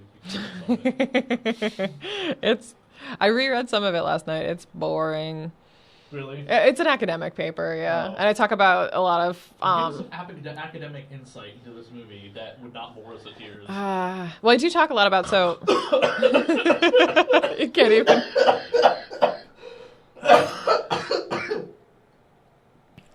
I think I had my mic off for that. I was just choking to death while I was trying to make a joke about your paper. Oh my god. I thought you were laughing so hard. No. But no, you were choking. Okay, so go into some insight about your academicness for the paper. I'll try not to die. So Double tap if I do. So I'll bore you a little bit. So basically, I have an overarching theory about Romero's death, zombie saga, and the fact that if you look at each chapter individually and then as a whole, it mimics Elizabeth Kubler-Ross's stages of grieving. Okay. You know, like denial, Yep. anger, bartering, depression, acceptance. So I kind of look at each film and look for evidence of each of those psychological states in each of the films and argue that they overarch in that function in that way. Okay. So like this film in particular is anger, and I speak about Roger a lot, especially during this like time right now. He's angry as hell, like he's lashing out. There's no one that acts like this in any other films. And like when you get to Day of the Dead, like they're trying to barter with death. They're trying to fix it. They're trying to make it better. The scientists are trying to reverse it. They're trying to see some humanity in the undead, and there's none of that in any of the other films. Oh, he just got it. Yeah. I mean, he just got the bite. Like, he punches them. Like, that's inefficient. Like, it's going to hurt your hand more than it's going to hurt them. Like, he just got bit, but... Yeah. Ah. So in terms of, like, academic theories and just, like, frameworks by which to approach looking at these characters, that's what I talked about a lot. And, like, it is interesting to contrast, like... You would never have a scientist in here being like, no, we can fix this. Like, that does not have a place in this film. That does not have a place in Night of the Living Dead or even in Land of the Dead. Like, there's no point in having that character there. But in Day of the Dead, it makes sense. Or The Walking Dead. Or The Walking Dead. Like, in Day of the Dead, though, it makes sense where they're at to do that. He's got a lot of that paint on him. Well, no, that's blood, Chris. Yeah, it's blood. right. It looks so awful. And you know, anyone can say, oh, it was special effects at the time, blah, blah, blah. I'm like, there were other movies at the time that had blood in it. They didn't look so awful. Oh, I forgot. Let me pull it up. When I was... That was just looking this up yesterday. Not to crap on Savini's like style of special effects, because there are other times in this movie he has some great special effects. Yeah, like the guy being the guy with his arm in the heart pressure machine, which comes awesome. up. Yeah, and it's like, okay, so I looked this up. So again, like comparing Rosemary's Baby and Night of the Living Dead, like to put it in context. So 1978 is when Halloween came out. Oh, it was such a good year for horror. If you look at the year. The Exorcist? Is that... No, the Omen? No. Omen 2. Omen also 2. Jaws 2. Piranha. Electric Boogaloo. The 78 Invasion of the Body Snatchers. Jaws 2 came out in 78? Jaws 2 came out 78. I Spit on Your Grave came out 78. Attack of the Killer Tomatoes. The Legacy. I Spit on Your Grave came out in 78? 78. I thought that came out earlier. Patrick came out 78. Oh my god, can you believe there was Toolbox another Murders. I Spit on Your Grave coming out? Another one? There's the 6th one. I don't need that. Well, okay, but in the defense of the movie... This is Camilla Keaton returning. Okay. She and her daughter Jennifer wrote a tell-all book about what happened to her mother, and the families of the men who raped her come after her and her daughter. It's called I Spit on Your Grave, redo or something like that. Interesting. So, and I'm like, okay, first of all, I don't want to see a 65-year-old woman getting raped. No. Okay, no, thank you. I don't want to see any women getting raped. Yeah, nobody Yeah. getting raped. So, but still, what the F? Interesting. Camilla couldn't talk about it at Rock and Shock. Oh, okay. But there's the other I Spit on Your Grave series, which is the remake series. Yeah. So there's the remake, the original remake, which stars a really decent actress. Then there's a sequel of that, which is not really a sequel. It's about a girl who finds out that her sister was like, all these snuff films. It's her sister that's in it, being raped and then eventually murdered. And so she goes after him. And then there's the third one where it's that character back again from the first one, and she is like turned into like a vigilante and killing anyone. Okay. And she basically becomes like a psychopath vigilante and not a like you have legitimate reason to be a vigilante, to the point where you don't like the character anymore. Oh. Yeah, she's not Dexter. Let's just say she's not Dexter. She's not going like she's gone like hysterical woman, like irrational. Oh. Like they've just written her character badly, and it's the same actress who returns. That's just lazy. Yeah. Yeah. And like, speaking of rape revenge films, did you see Passengers? No, and I heard Dan talk to me about this with you. Oh, Dan and I have talked about this quite a bit. He said that at the panel it was brought up. Oh, it was definitely brought up. He and I disagree very, very heatedly, but we're not disagreeable. I acknowledge Dan's opinion. He acknowledges mine. I'm Brown Derby Streaky Love Pub. Oh God. Because a derby was something. Yeah, the hat. Yeah. He's got him in the wheelbarrow. He does. Janie's got a gun. Franny's got. I don't know the rest of the song. That's all you need to know. But yeah, at one point, Passengers, which is essentially an extended rape allegory with not so much allegory in it. Dan disagrees. That's fine. That's his opinion. He's entitled to it. Please tell me that Chris Pratt is not a rapist in this movie. No, I will not tell you that because that would be inaccurate. But okay, God. Yeah. Wait, yes. So he's not. No, he is. Oh no. Yeah. Well, we can talk about it. At some point, yeah. I haven't seen it yet. So. Yeah, but at one point, basically, when Jennifer Lawrence figures out that what is happening is not something that she's been consenting to, which is not it's not the clearest thing, but it basically. Am I going to hate myself going to go watch Guardians of the Galaxy Volume 2? No, I don't think either of them knew what kind of movie they were in. Was on the blacklist for 16 years. It's with the most good famous reason. Script on the blacklist. No one should have made it. But at one point, Jennifer Lawrence gets very upset when she realizes that her life now is no longer something that she's consented to, and it's his plan and not hers, and she gets very upset. She, like, goes and punches him, and I was so excited because I thought it was going to turn into rape revenge, and it doesn't. She forgives him, and they fall back in love. Because that's what all women want. What's the name of that famous story, or news true story? It's actually from the 70s, the woman who was captured and then becomes, like, one with her assailants. Is that Patty Hearst? Yes. Yeah, that's messed up. Yeah, Stockholm Syndrome for you. Yes, Stockholm Syndrome. That's and there's a great movie coming out about Stockholm Syndrome soon. Beauty and the Beast. Oh, speaking of which. And anyone listening to this, go fuck yourself, because that's exactly what Beauty and the Beast is, okay? It absolutely you is. are fucking stupid if you're letting your little girl believe this to be such a touching romance story. Can you imagine? No, it's Stockholm Syndrome at its worst. Short of it being like there being some type of bestiality rape scene in the damn story. I'm like, falling in love with someone who's not typically handsome or beautiful should not involve that person also owning the other person who falls in love with them. And let's face it, let's say they decided to make Beauty and the Beast into like a real horror movie. That I would be It would be with rape and murder. God. He would kill her father, take her captive, have his way with her. The talking objects would probably be all like, would still be talking, but they would still be like, oh my God, we can't stop watching, or we can't do anything about it. Or they could go like Krampus style and be like the gingerbread man. Yeah. That would be awesome. I mean, it would be a seriously dark, fucked up, sexually driven horror movie. Which you could do. Just don't keep rehashing the same stories. Like, that's the thing about Disney trying to recapture all this money from these stories that no longer have a modern context. The last good version of Beauty and the Beast, which was, by the way, not a fucking Stockholm Syndrome kidnapping movie, was a beautifully done love story starring Ron Perlman and Linda Hamilton. Oh, the TV show, yeah. Yes. It is so gorgeous to watch. And that one focuses on the seeing beyond the skin thing, and he was kind of a handsome beast. Yeah, he was a handsome-looking monster, and he didn't kidnap her. He was No. a vigilante of the city. He was a guardian. Yeah. That was cool. Mm-hmm. Oh. She didn't sympathize with him because she had to. She was forced to live with him. She sympathized with him because they were kindred spirits. Yeah. And he saved her life, by the way. I mean, she gets There's this really dumb plot point in the first episode where she gets her face all cut up, and then later on she still looks like Linda Hamilton, and you're like, what the fuck was the point of that? Yeah, I do think it's interesting. A lot of the publicity around the new Beauty and the Beast is focusing on the fact that Emma Watson refused to wear a corset under her dress. And I'm like, so that doesn't make it a feminist film. She's a feminist who's in it. I'm not going to rob her of that, but that doesn't... Why didn't she want to wear a corset? I don't, because they're uncomfortable and they're utterly ridiculous. Okay.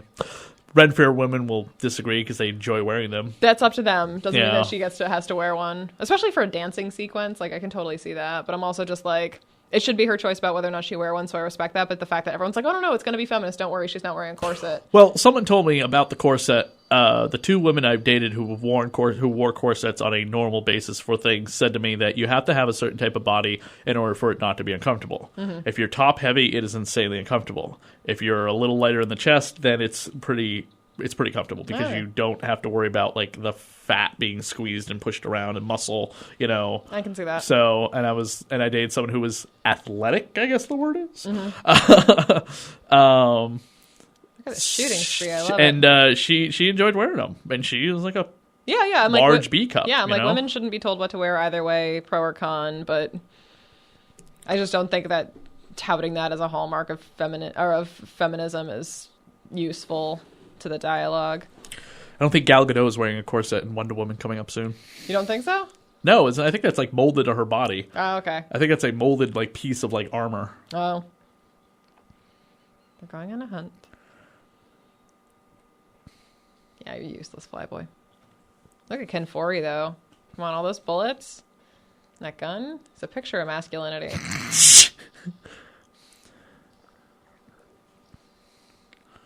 They are still clearing out the mall, and we are an hour and 14 minutes into this movie. Well, they've just now decided that they need to completely clean sweep the mall. I know. Isn't that weird how long? Why take them that long? You should watch the other versions I have where they're 2.5 hours long. This sequence is longer. I can imagine. They go to like every store.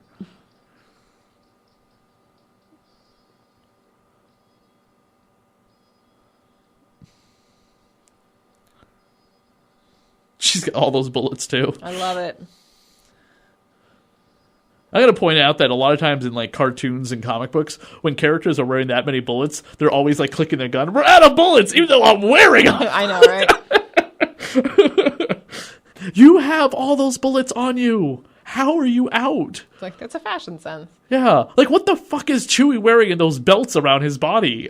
Yeah, they don't use the bullets. Patches? He's got stuff in him. That's for fashion, though. I mean... Maybe it's food for later. Chewie seems like he'd have an appetite. Like, He's a Wookiee. He gets hungry a lot. Yeah. Maybe it's one of those hologram dancing girls like his father was watching in the Star Wars holiday special. Yeah. The holographic dancing girl pops up and he's just like... Like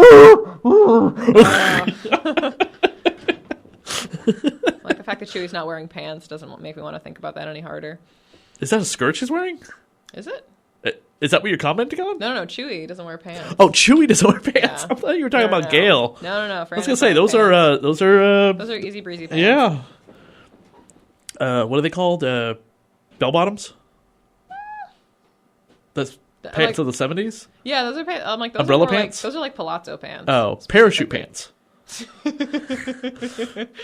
I do have to say one of my favorite signs from the Women's March in Boston yesterday was someone had a picture of a uterus wearing hammer pants and it said, "Can't touch this." That might be my favorite.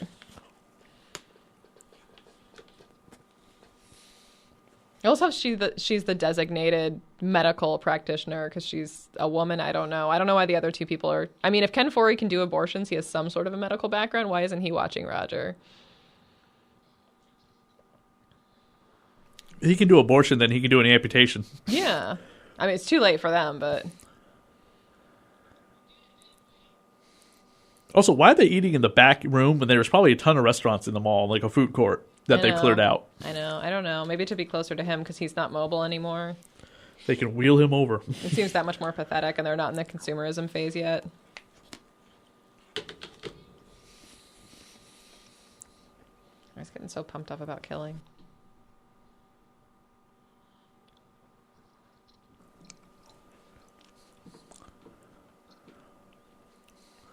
Yeah, the carpentry segment. And now we get the plot line to the video game Dead Rising. Oh, is it? But he basically goes around the mall and he like fashions like all this hardware equipment to take out as many zombies as he can. That's kind of awesome. Yeah, and the many different Dead Rising games. I just think that's interesting because they build a wall and I believe they paint it to look just like the wall, as if zombies were that smart.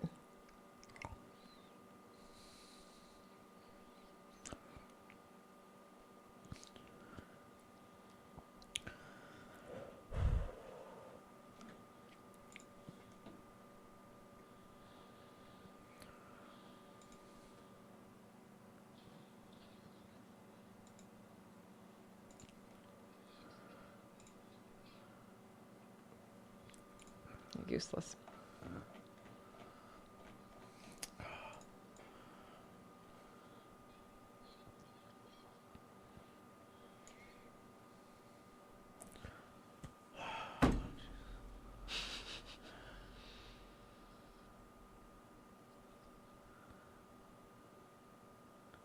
No.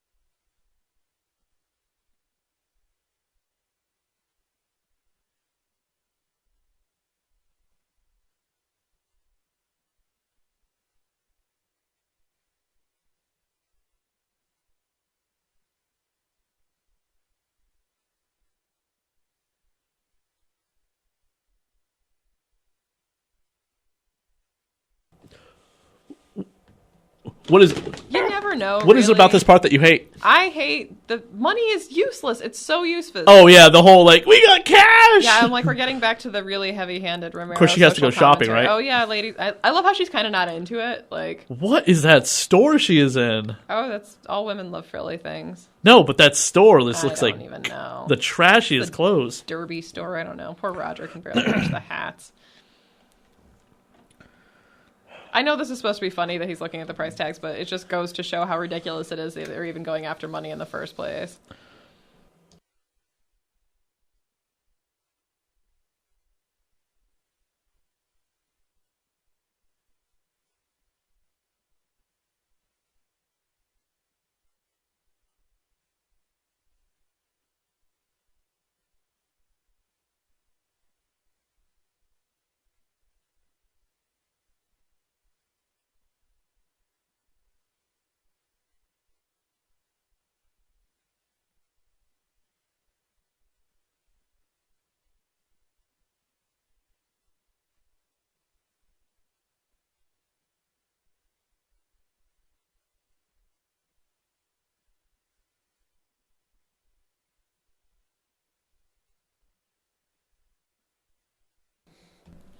What is he drinking? I hope it's olive juice because that sounds delicious.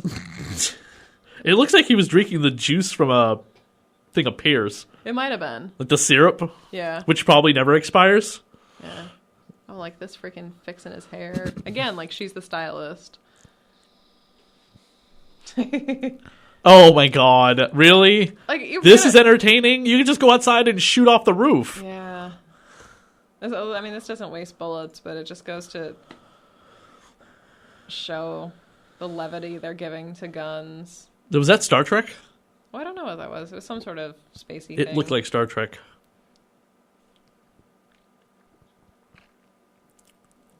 Gunfight.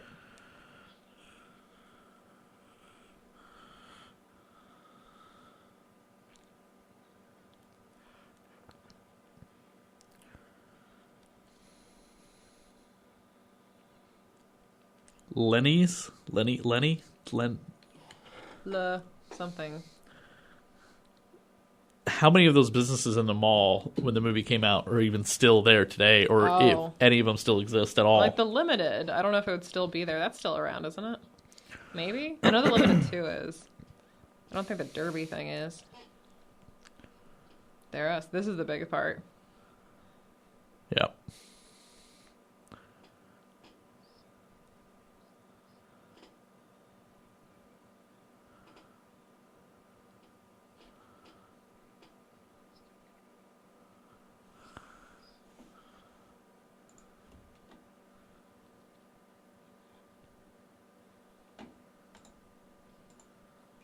Which, how damning of humanity is that?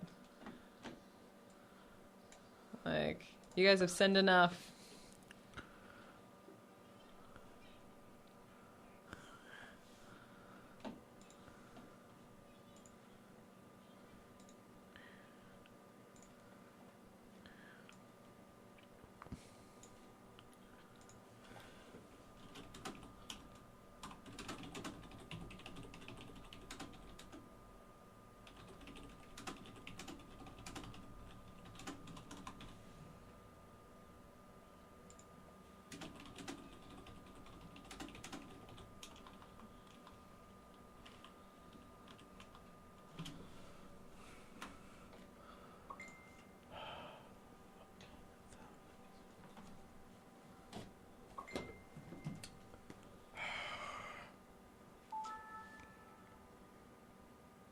Oh, morphine makes everything better.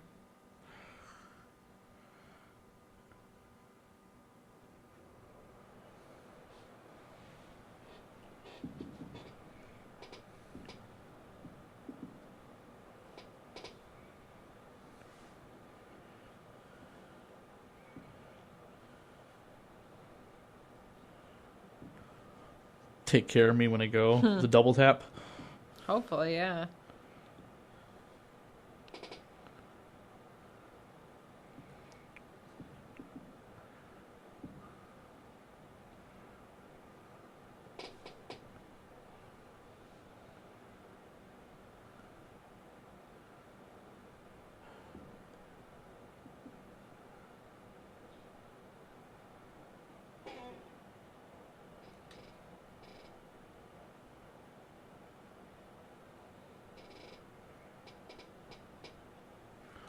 He's gonna try not to come back. It's just so sad. And just so sad, and it also goes to show, like, how little control we have over anything. Mm. You know, I could try to come back. It's not going to do anything. And he's going to try not to come back, and that's not going to do anything. Oh, man, and these goddamn guys yelling at each other on TV.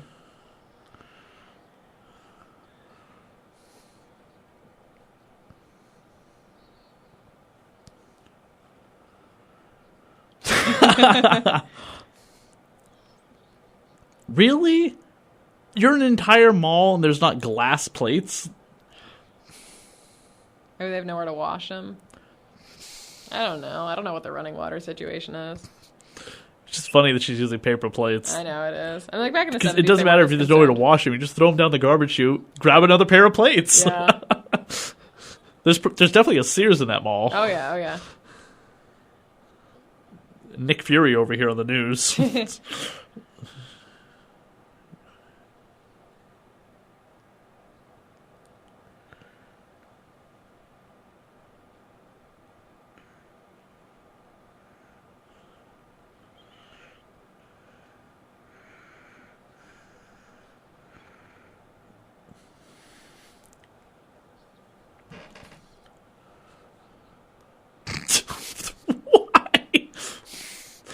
Oh my god, you know it comes out in 2 weeks. What? Resident Evil, the final chapter. Oh, yeah.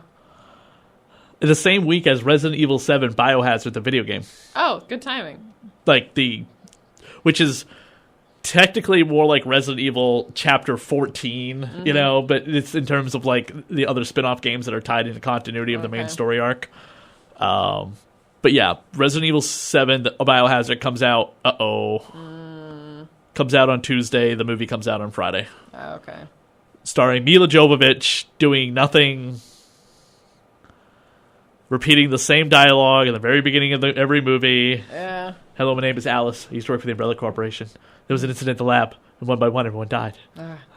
Every movie. I think I've seen a couple of them. I haven't kept up with all of them. And the continuity between the movies is like, I don't care. wait a minute. So in the third one, you said all of humanity was wiped out.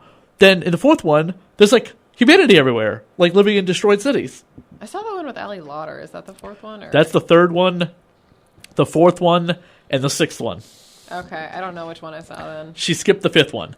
But then, like, at the end of, like, the fourth one, during the post-credit scene, Jill Valentine shows up again in her, like, low zippered down, breast exposed, jewel beetle thing attached to her chest, mind controlling her, all of a sudden exactly looking like she is in the video game from Resident Evil 5 when this happened to her. And she's all like, we're going to take them down, and nothing's going to stop us from letting Umbrella rule. And you're like, the fuck is this? This has had no context in the movies. This is literally a producer who's played the game and was probably like, oh, we got to throw Jill Valentine in the game, and she's going to have her zipper down to her belly button so her breasts are sticking out. Because that was what she looked like in the video game. Of course. For no other reason, we need to have this. All right. The fuck? Or like Wesker's like dialogue to Jill and Chris and Claire Redfield. Just like, Chris and Claire Redfield, you have thwarted me again. From the games, not in the movies. You've never, ever, ever met each other. Or you have met each other, but we have never seen it as an audience. Stop your bullshit.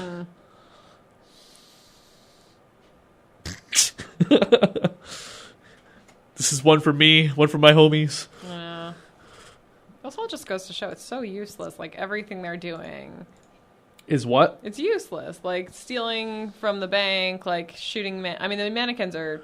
Shooting the mannequins is... Are they not married? No. Okay, I thought they were married. No, he proposes. Okay. Just now. Just now. And she's like, well, this is dumb. Well, they can't have that baby out of wedlock.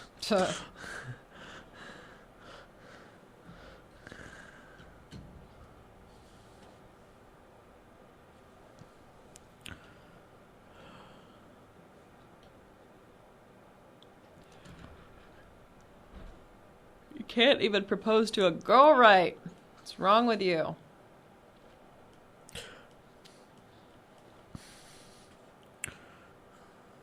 Useless. Or like, what are the worst proposal I've ever seen is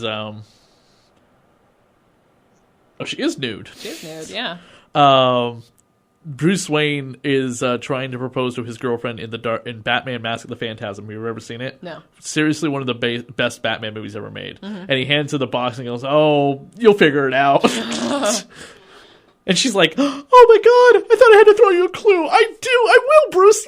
Yes." They kiss, they hug, or whatever. And there's this like rumble below them or whatever. And then next thing you know, this thing of bats comes up from below them and circles them around them and flies at the camera. Kind of like as soon as she says "I do," and they kiss, like.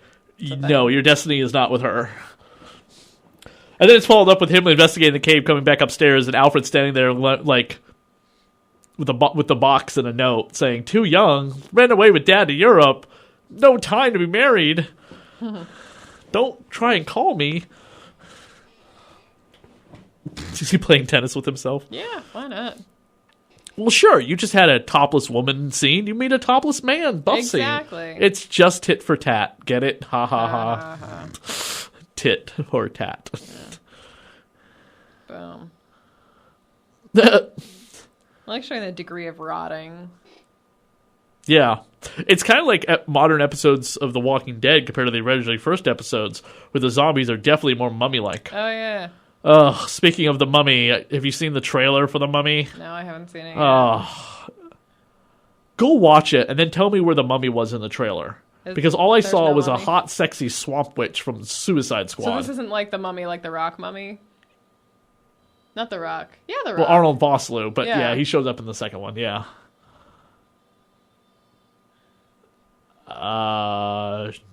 She'll work it out, don't worry.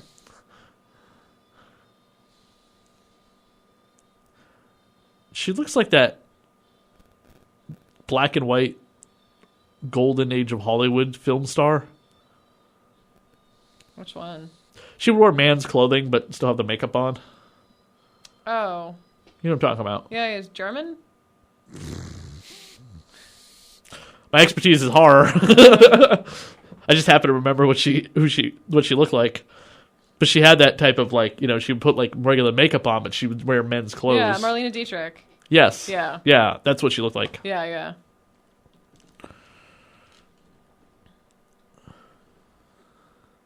She flew it.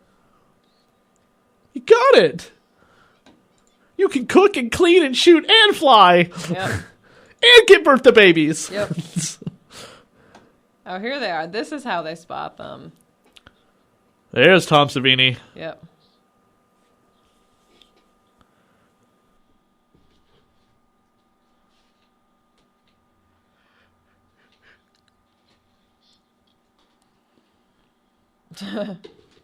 Switchblade comb.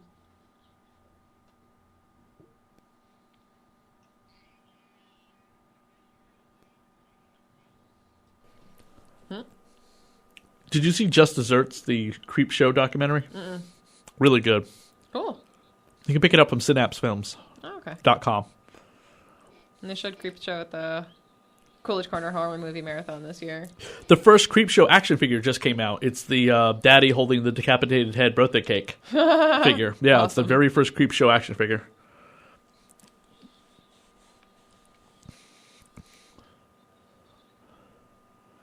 They're showing Lord of Illusions coming up. Oh, Coolidge? Cool. They do really amazing programming there. I went to because they do a couple times a year, they'll do movies out in the woods. Yes. And I went to the Evil Dead one this year. Oh, you didn't go to the Friday the 13th part 3 and 4 one? No, I didn't. Oh, that was a lot of fun. Yeah. They were doing Evil Dead, and they were supposed to show Cabin in the Woods as well, but it started raining like incredibly hard, so they let us go because they were afraid we all get hit by lightning. Well, they're doing another one in October. They're going to be doing another Friday the 13th one because October will have a Friday the 13th. Yep. Just like we just had one last week. Mm-hmm. And it was too soon to do that one in the cold because the whole camp is closed now until April. But they usually are open until November, so they're open from April to November. Hell's Angels. Sons of Anarchy. You know there's a Sons of Anarchy prequel show coming? What? Yes. It's about Jack's dad. Okay. Whose fucking fate we know from the very first episode. Yeah. So he's like, what the fuck? We know how this is going to end with Jack's dad. Well, it's like I had a couple of friends I had one friend in particular who wouldn't watch Rogue One. He wouldn't talk to me until he saw Rogue One because he didn't want me to spoil it for him. And I was like, you know how this ends. Fucking people with that movie. I was like, don't spoil. Shut the fuck up. Okay, you know exactly what's going to happen at the very end. Guess what? Everyone dies who's not Darth Vader. They spoiled it for you. And Grand Moff Tarkin and Princess Leia and C-3PO and R2-D2. Yeah. All the characters. And Bail Organa. Yeah. All the characters you don't know from episode 4. Yeah. I pretty much, and Mon Mothma. There you go. Okay, that's everybody. Die in Rogue One, yeah. But seriously. I mean, there are a couple things you don't want to spoil for people. Like, they don't know. You don't see anywhere that Grand Moff Tarkin is in the trailers. Yeah, and we don't. I'm like. Or how about you get to see Vader without his outfit on? Yeah. Yeah, really creepy. That was really creepy, and also like knowing that the Death Star had a fatal flaw built into it intentionally, like that was kind of cool. And how old is James Earl Jones that you can tell the difference between his voice between now and 40 years ago? I mean, like, seriously. He still has a great voice, but he is definitely 40 years added to his age in his late 70s. Yeah. I mean, great voice, but still definitely not a young Darth Vader. No. He wasn't a Darth Vader back in the Revenge of the Sith either. No. But still awesome that they got him in that. And for anyone who's not familiar with it, go watch the second season of Rebels. He is in Rebels as Darth Vader in one of the best scenes ever. Especially when he gets to fight Ahsoka Tano, his former apprentice, in a badass fight scene. Oh, okay, cool. Yeah. Especially when he uses Ahsoka's love for Anakin against him. When he's like down on the ground, like she delivers him like pretty critical blow, and he looks up at her, and part of his mask is ripped off, and he's like, Ahsoka. She's like, Annie. He's like, you damn fool. Picks her up by the Force and starts crushing her windpipe. He's like, Anakin Skywalker died a long time ago, apprentice. I think I saw Cheech and Chong and other hippies. Oh, it's just Lots of hippies. Just a mustachioed man. All the rock and roll music, too. Wasn't that the cast of The Grateful Dead? Why wouldn't they have lowered those before? I know, right? I mean, you didn't lower those against the zombies, but you will against the bikers. why would they leave the keys in the trucks? That's how they have to move the trucks. I mean, you can't push a truck. Yeah. Especially if you're on a bike.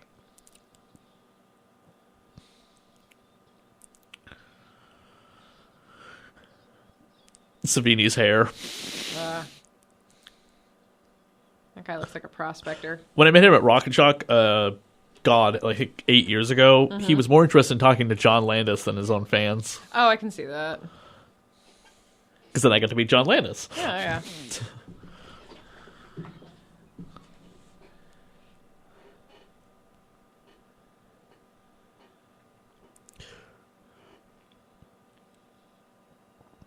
Big Bruiser.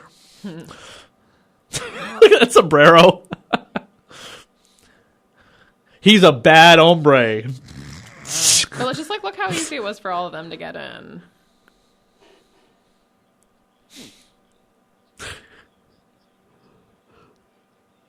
Every time I see a Mexican in a movie as a badass criminal, that's what I'm going to use from now on. Donald Bad Trump's hombre? quote. Oh. He's a bad hombre. Oh man, I'm just trying to ignore that entire thing.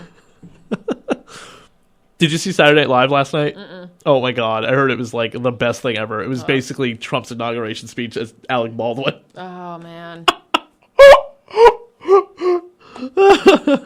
That's why I would love to see somebody make a movie like this. Maybe not Romero because he's not making quality stuff, but something like this in Trump's like America. Well, I mean, The Purge. Give it a year though. That. Don't make it right now because you're not going to have anything to go on. And Trump hasn't done anything yet. Not yet. No. Not yet. So, No, I'm or like, will he? Who knows? I mean, well, it's like the Purge movies are what Trump wants America to be, right? what? The Purge movies. Oh yeah. You're right. Actually, Jesus Christ. Yeah, especially Purge. And there's a 3, Purge TV series in development. I would totally watch that. I'm really behind the Purge. I think it's great. You know, the third Not Purge the I think was Purge the itself. best. I'm behind the Purge films. Let me change that a little bit.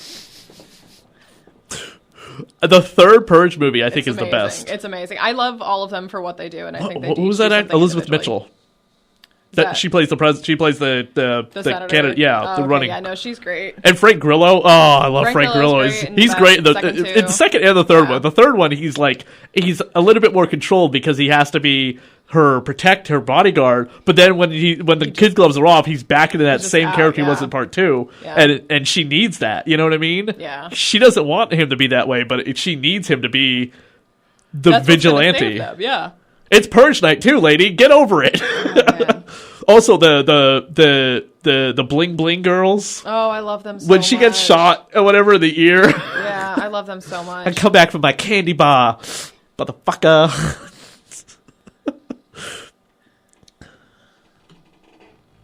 I mean, with a TV series, there are so many ways you can go with that besides being home invasion or just shooting at minorities. So many things you could do. You know, what about kidnapping people for experimentation?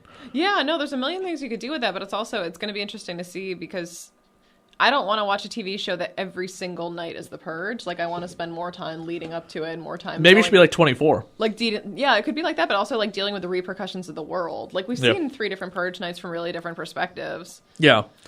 And the Purge only happens one night a year. It's not even 24 hours. It's 12 hours. Exactly. Like, I want to see the world in which the Purge is somehow pitched as a good thing and not just like a little bit before and after. Let me ask you, Dede, if the Purge was made legal, would you purge? No. Absolutely not. That was Lena Headey's whole. We're just going to sit in and watch a movie, drink our wine in our white, yuppie palace. Made on the fact that your father made millions on Purge security systems. Yeah, no, that's utterly ridiculous. No, I would not participate. I hate the first movie mainly because of the fact that whole a bunch of white people were hunting down a black homeless man was so goddamn dumb. That's the whole point of it, though. I know, but I hate it so much. But there is a great part of that movie when Lena Headey stabs that woman through the knife in the hand and says, "We're gonna sit down and wait out the Purge quietly." Yeah. No, I think that their social commentary is really smart, and I think that starting out the entire series with a small personal story rather than like the big grandiose explore the city story really was an interesting way to go at it. Like, how is this? I know he doesn't need a suit. Like, how is this any different than what our guys did? It isn't. Our guys were more careful, but other than that, they're doing the exact same thing. Where are you going to go? Europe? Did the virus not go to Europe? I mean, yeah. By the events of Dawn of the Dead, it's worse. Yeah. It's everywhere. I mean, as we saw, like, in all of the films, including Survival of the Dead, like, it even gets to islands because they can travel underwater. I think the first zombie movie I ever watched was Return of the Living Dead Part 2. You? That was your first? Oh, Night of the Living Dead. I grew up in a horror classic household. My father, who is very conservative, would never let me. No? I grew up watching horror and everything along those lines. Yeah, horror sci-fi was my house growing up. Yeah, I think my stepsister told me my stepmother and my father are not Republicans, but they're very conservative. Oh, okay. Yeah, no, my family was... There were very few films that we were told we couldn't watch, but it meant I saw a lot of things way too early. So, like, I saw Candyman when it came out, and I was way too young to watch that. It scared me so much. Oh my. Did you watch Hellraiser when you were a little girl? I watched Hellraiser sometime in high school, so especially with the sexuality and I was gonna say, did it create this sexual awakening for you of like, what is this? No, not necessarily. I was more just like really into the idea of people getting skinned alive than I was like really tapped into the sexuality of it. Do you know have you ever read the original story? No. Pinhead's a woman. In the original? Okay, now I want to read it. Yes. And in fact, how Frank is brought back, she comes to him with the Cenobites, and she's like sliding her hands within his skin. Oh, that's and awesome. He is bopping the bishop or whatever. Yeah. Explodes everywhere, and then they rip him apart after he climaxes. That's awesome. Then his brother, later on, when he comes in and cuts his hand, his blood mixes with his brother's semen. And that's what brings him back? Brings him back to life. Okay. Yeah. But Pinhead is a full, like, voluptuous woman. Okay. Like, I kind of like that. But they changed it to a man because they didn't think they could sell a woman like that in 1988. And I also kind of like, because, like, women are so just, like, associated with the dominatrix aspect of it. So Not in 1988, though. I think back then, I mean, if there was any BDSM scene back then, it wouldn't have been men necessarily. The studio, that's what they didn't think they could sell it. Yeah. I mean, I can see the studio not selling something like that because they are afraid of women and their sexuality. But I think within the BDSM community, yeah, and there were only two female like. I mean, go back to bad girls. There was Night of the Demons, demon chick, and Pamela Voorhees. Well, it's like you go to Betty Page was in the BDSM community. Like women were known as the ones who are going to be whipping men to give them sexual pleasure. Yeah. So the fact that they turned it into a man is an interesting aspect. I think I would love to have seen it as a woman. I mean, mainly for my own like self-interest as a man seeing a woman in leather bondage. Learning that years later after seeing the movie, I definitely looked at Pinhead in a whole new way of being like, how do I rent the accountant? I think Pinhead's wearing like essentially a dress, right? Like he's almost genderless. Yeah, but I mean, you can tell it's a dude. Mainly because of no boobs. Yeah, you can tell it's and a his dude. nipples are pierced. He's got a flat chest as a man would. Yeah. He's also got a man's voice, so I don't consider it genderless when there are so many more characteristics of being a man. Yeah, but it's not like, I mean, anything having to do with his genitals or anything like that. Again, with the just like steal anything we can. But this is exactly what our people were doing before. Like, they took TVs, they took radios, they didn't smash them. What are you going to watch in that thing? But there were broadcasts that were, I mean, this is pre-VCR, clearly, but, like, there were broadcasts that were giving them, in theory, interesting information about how to defeat the zombies, and they just don't care anymore.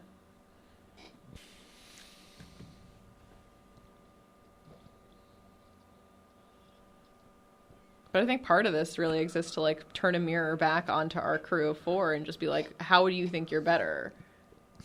Like, yeah, you're not there to fuck shit up, and like, you're not there to mess things up, and you're not there to just cause mayhem generalized. But in terms of what you're there for, it's the exact same thing. Oh, not my booze. That hair. You're going up the down escalator? That's inefficient. Just hit the button, it'll stop. Have you ever listened to Adam Green and Joe Lynch's commentary on Friday the 13th Part 4? No. It's so much fun. Oh, yeah? Yeah, if you know who those guys are for the movie Crypt. Oh, yeah. Yeah, totally. Like, it's just total fan service. Okay. One thing I did discover is apparently my Home Alone DVD during Christmas, I was rewatching it, and it has commentary, but you can do it as subtitles. Huh. So it, like, doesn't enter into you listening to the film, but you can see what they were saying. Neat. Yeah, I'd never seen that before.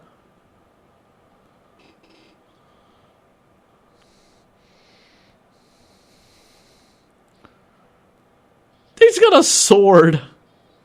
Don't have to reload a sword. Good job, you got him. Mm-hmm.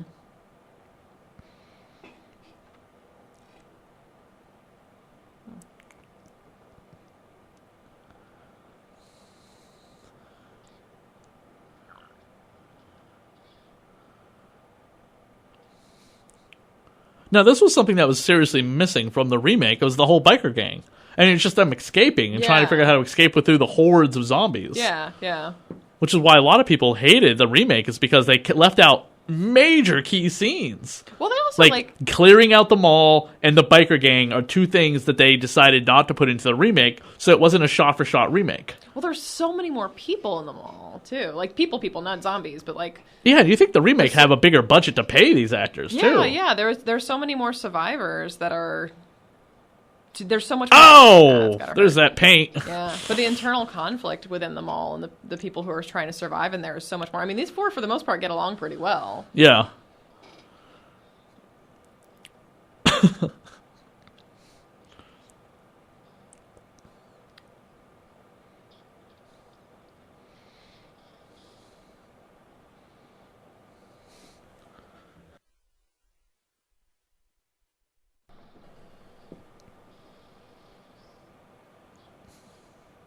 He's got a Tommy gun. I know, right? The hell did you get a Tommy gun?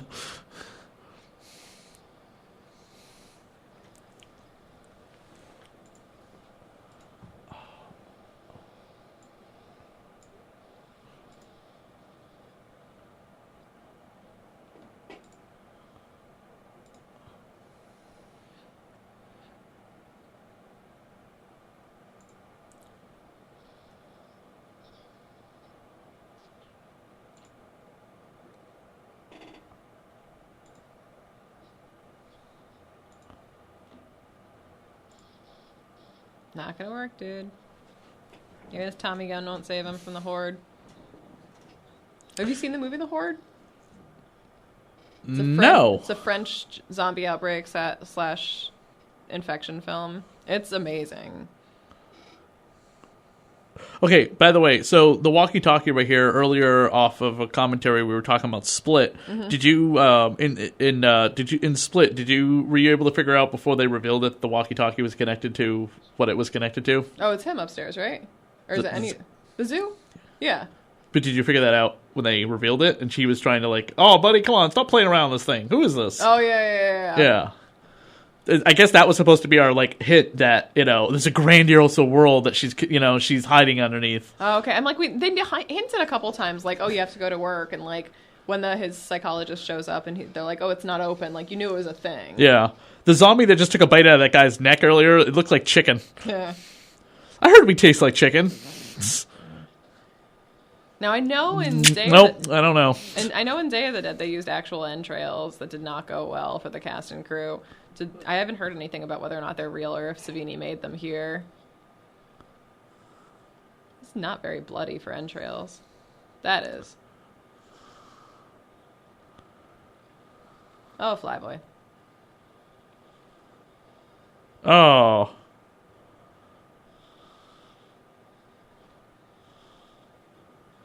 Okay, so they're that powerful they can rip through the clothes? Yeah. Like, take off pieces of the clothes? Apparently. I thought our clothes, like our jeans, would be stronger than our skin, right? You'd think so. Like, I'm not going to try.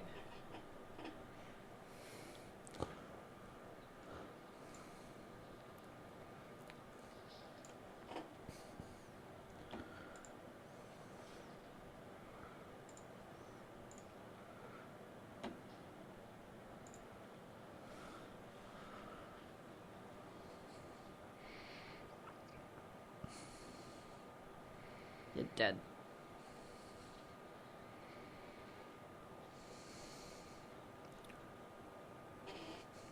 Popular.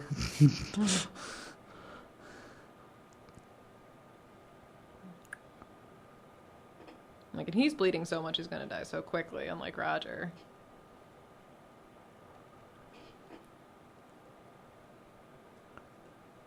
Good thing you took those flying lessons. Mm-hmm.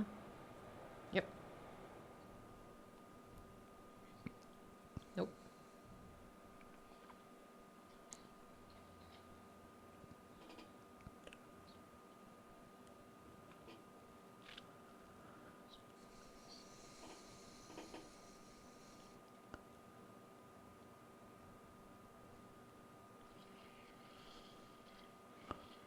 Is it? I don't even know what the hell that piece of a person he was eating. I have no idea. Okay, some of that is clearly animal bones. Yeah, yeah.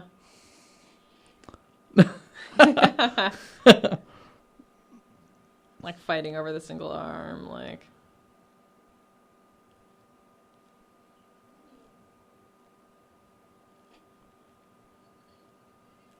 Wouldn't you take supplies with you? Maybe. I don't know if the helicopter's already stocked or what. What is on your shirt? Oh, it's Evil Dead. Oh, Yeah. zombie repellent. Yeah, this is the shirt. This year I went to the Cleveland, the Capitol Cinema there. They have the 12 Hours of Terror. God, you horror just movie travel marathon. everywhere. Yeah. Are you traveling to write articles for these companies? Are they sending you? Or you have to dime it yourself? I have to dime it myself. Sometimes I get paid back depending on what I write. This one was my day job, took me to Rochester, and 4 hours away in Cleveland was a horror movie marathon, and I had a friend's couch to sleep on, so Oh, okay. yeah. Oh, he's such a good zombie. Now, Romero has said fairly consistently that that Flyboy's walk is his favorite zombie walk. It's one thing Romero is consistent about, even though he's horribly inconsistent in his interviews. Going through the secret door. There's that nurse zombie. Nurse zombie. I like that she's identified by her profession. There's the Jay Leno zombie. There's the nurse zombie. Midwestern housewife zombie. Clerk zombie. Liquor store zombie. Right? Now it's time to go. You can always tell the zombie hookers. They're usually just in their underwear. Yeah. Like in Resident Evil 2, the movie, they one of the characters comes along, a couple of like, he's like, "Hey ladies," they come shambling out, whatever. They're naked, but they're clearly zombies, and they're just in their underwear. There's a great like thing on the DVD of the two of them like in bathrobes and their zombie makeup talking about. This is their first movie. Shoot him. And I'm like, good way to start. There you go, Flyboy.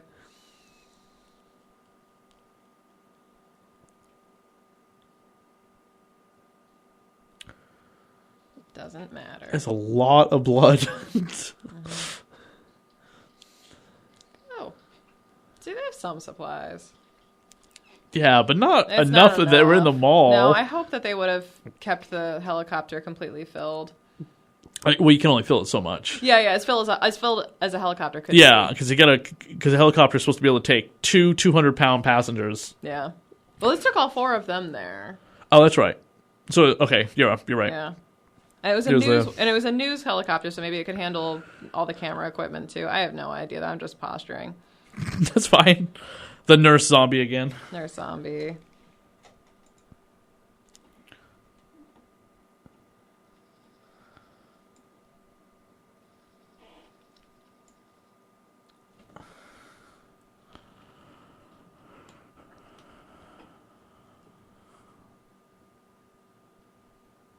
Don't do it, dude. Go save.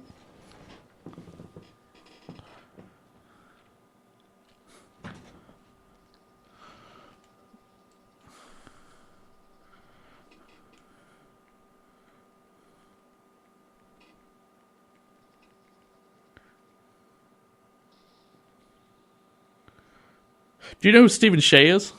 No. I'm interviewing him after we're done with this. Who is he? Film director. Directed a bunch of films that I've never seen. Oh, okay. The Night Shift. Last Shift, rather. 2:22 a.m. Bunch of other Oh, okay. movies. I think I might have seen Last Shift, but I'm not entirely sure. Last Shift or Night Shift? Last Shift. Or late shift. No, Last Shift. Just made it. Yay. Don't rest. Take off. These guys look a little less blue. Mm-hmm. Oh, you could have possibly refilled it. I mean, all the trucks and vehicles that they had around. I know. Now, this soundtrack makes it seem much more optimistic than it should be. Yay. Presented by Dario Argento. Argento. I always say Argentio. Yeah. And his daughter ends up being in Land of the Dead. Yes. Yeah. Have you seen the documentary about Dario Argento? No. Oh, yeah. Definitely look it up.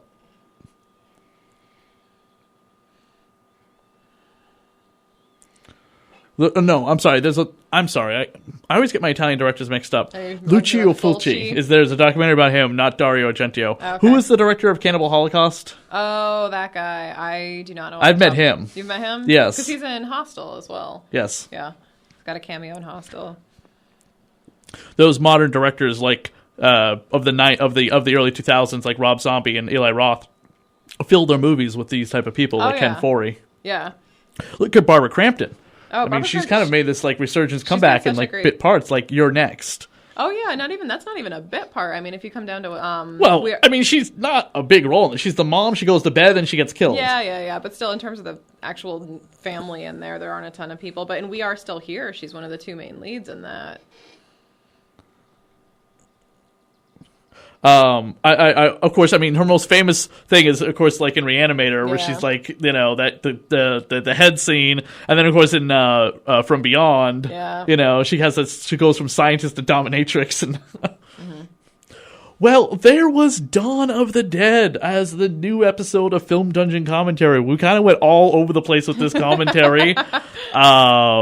Mainly because there's a lot of the information about this movie you can hear about on other commentaries, so we kind of give you our own fan-related facts about this film and segue into other films. I'd like to thank my guest for coming back into the studio with me, fellow horror aficionado and tattoo lover, Dede. Thank you.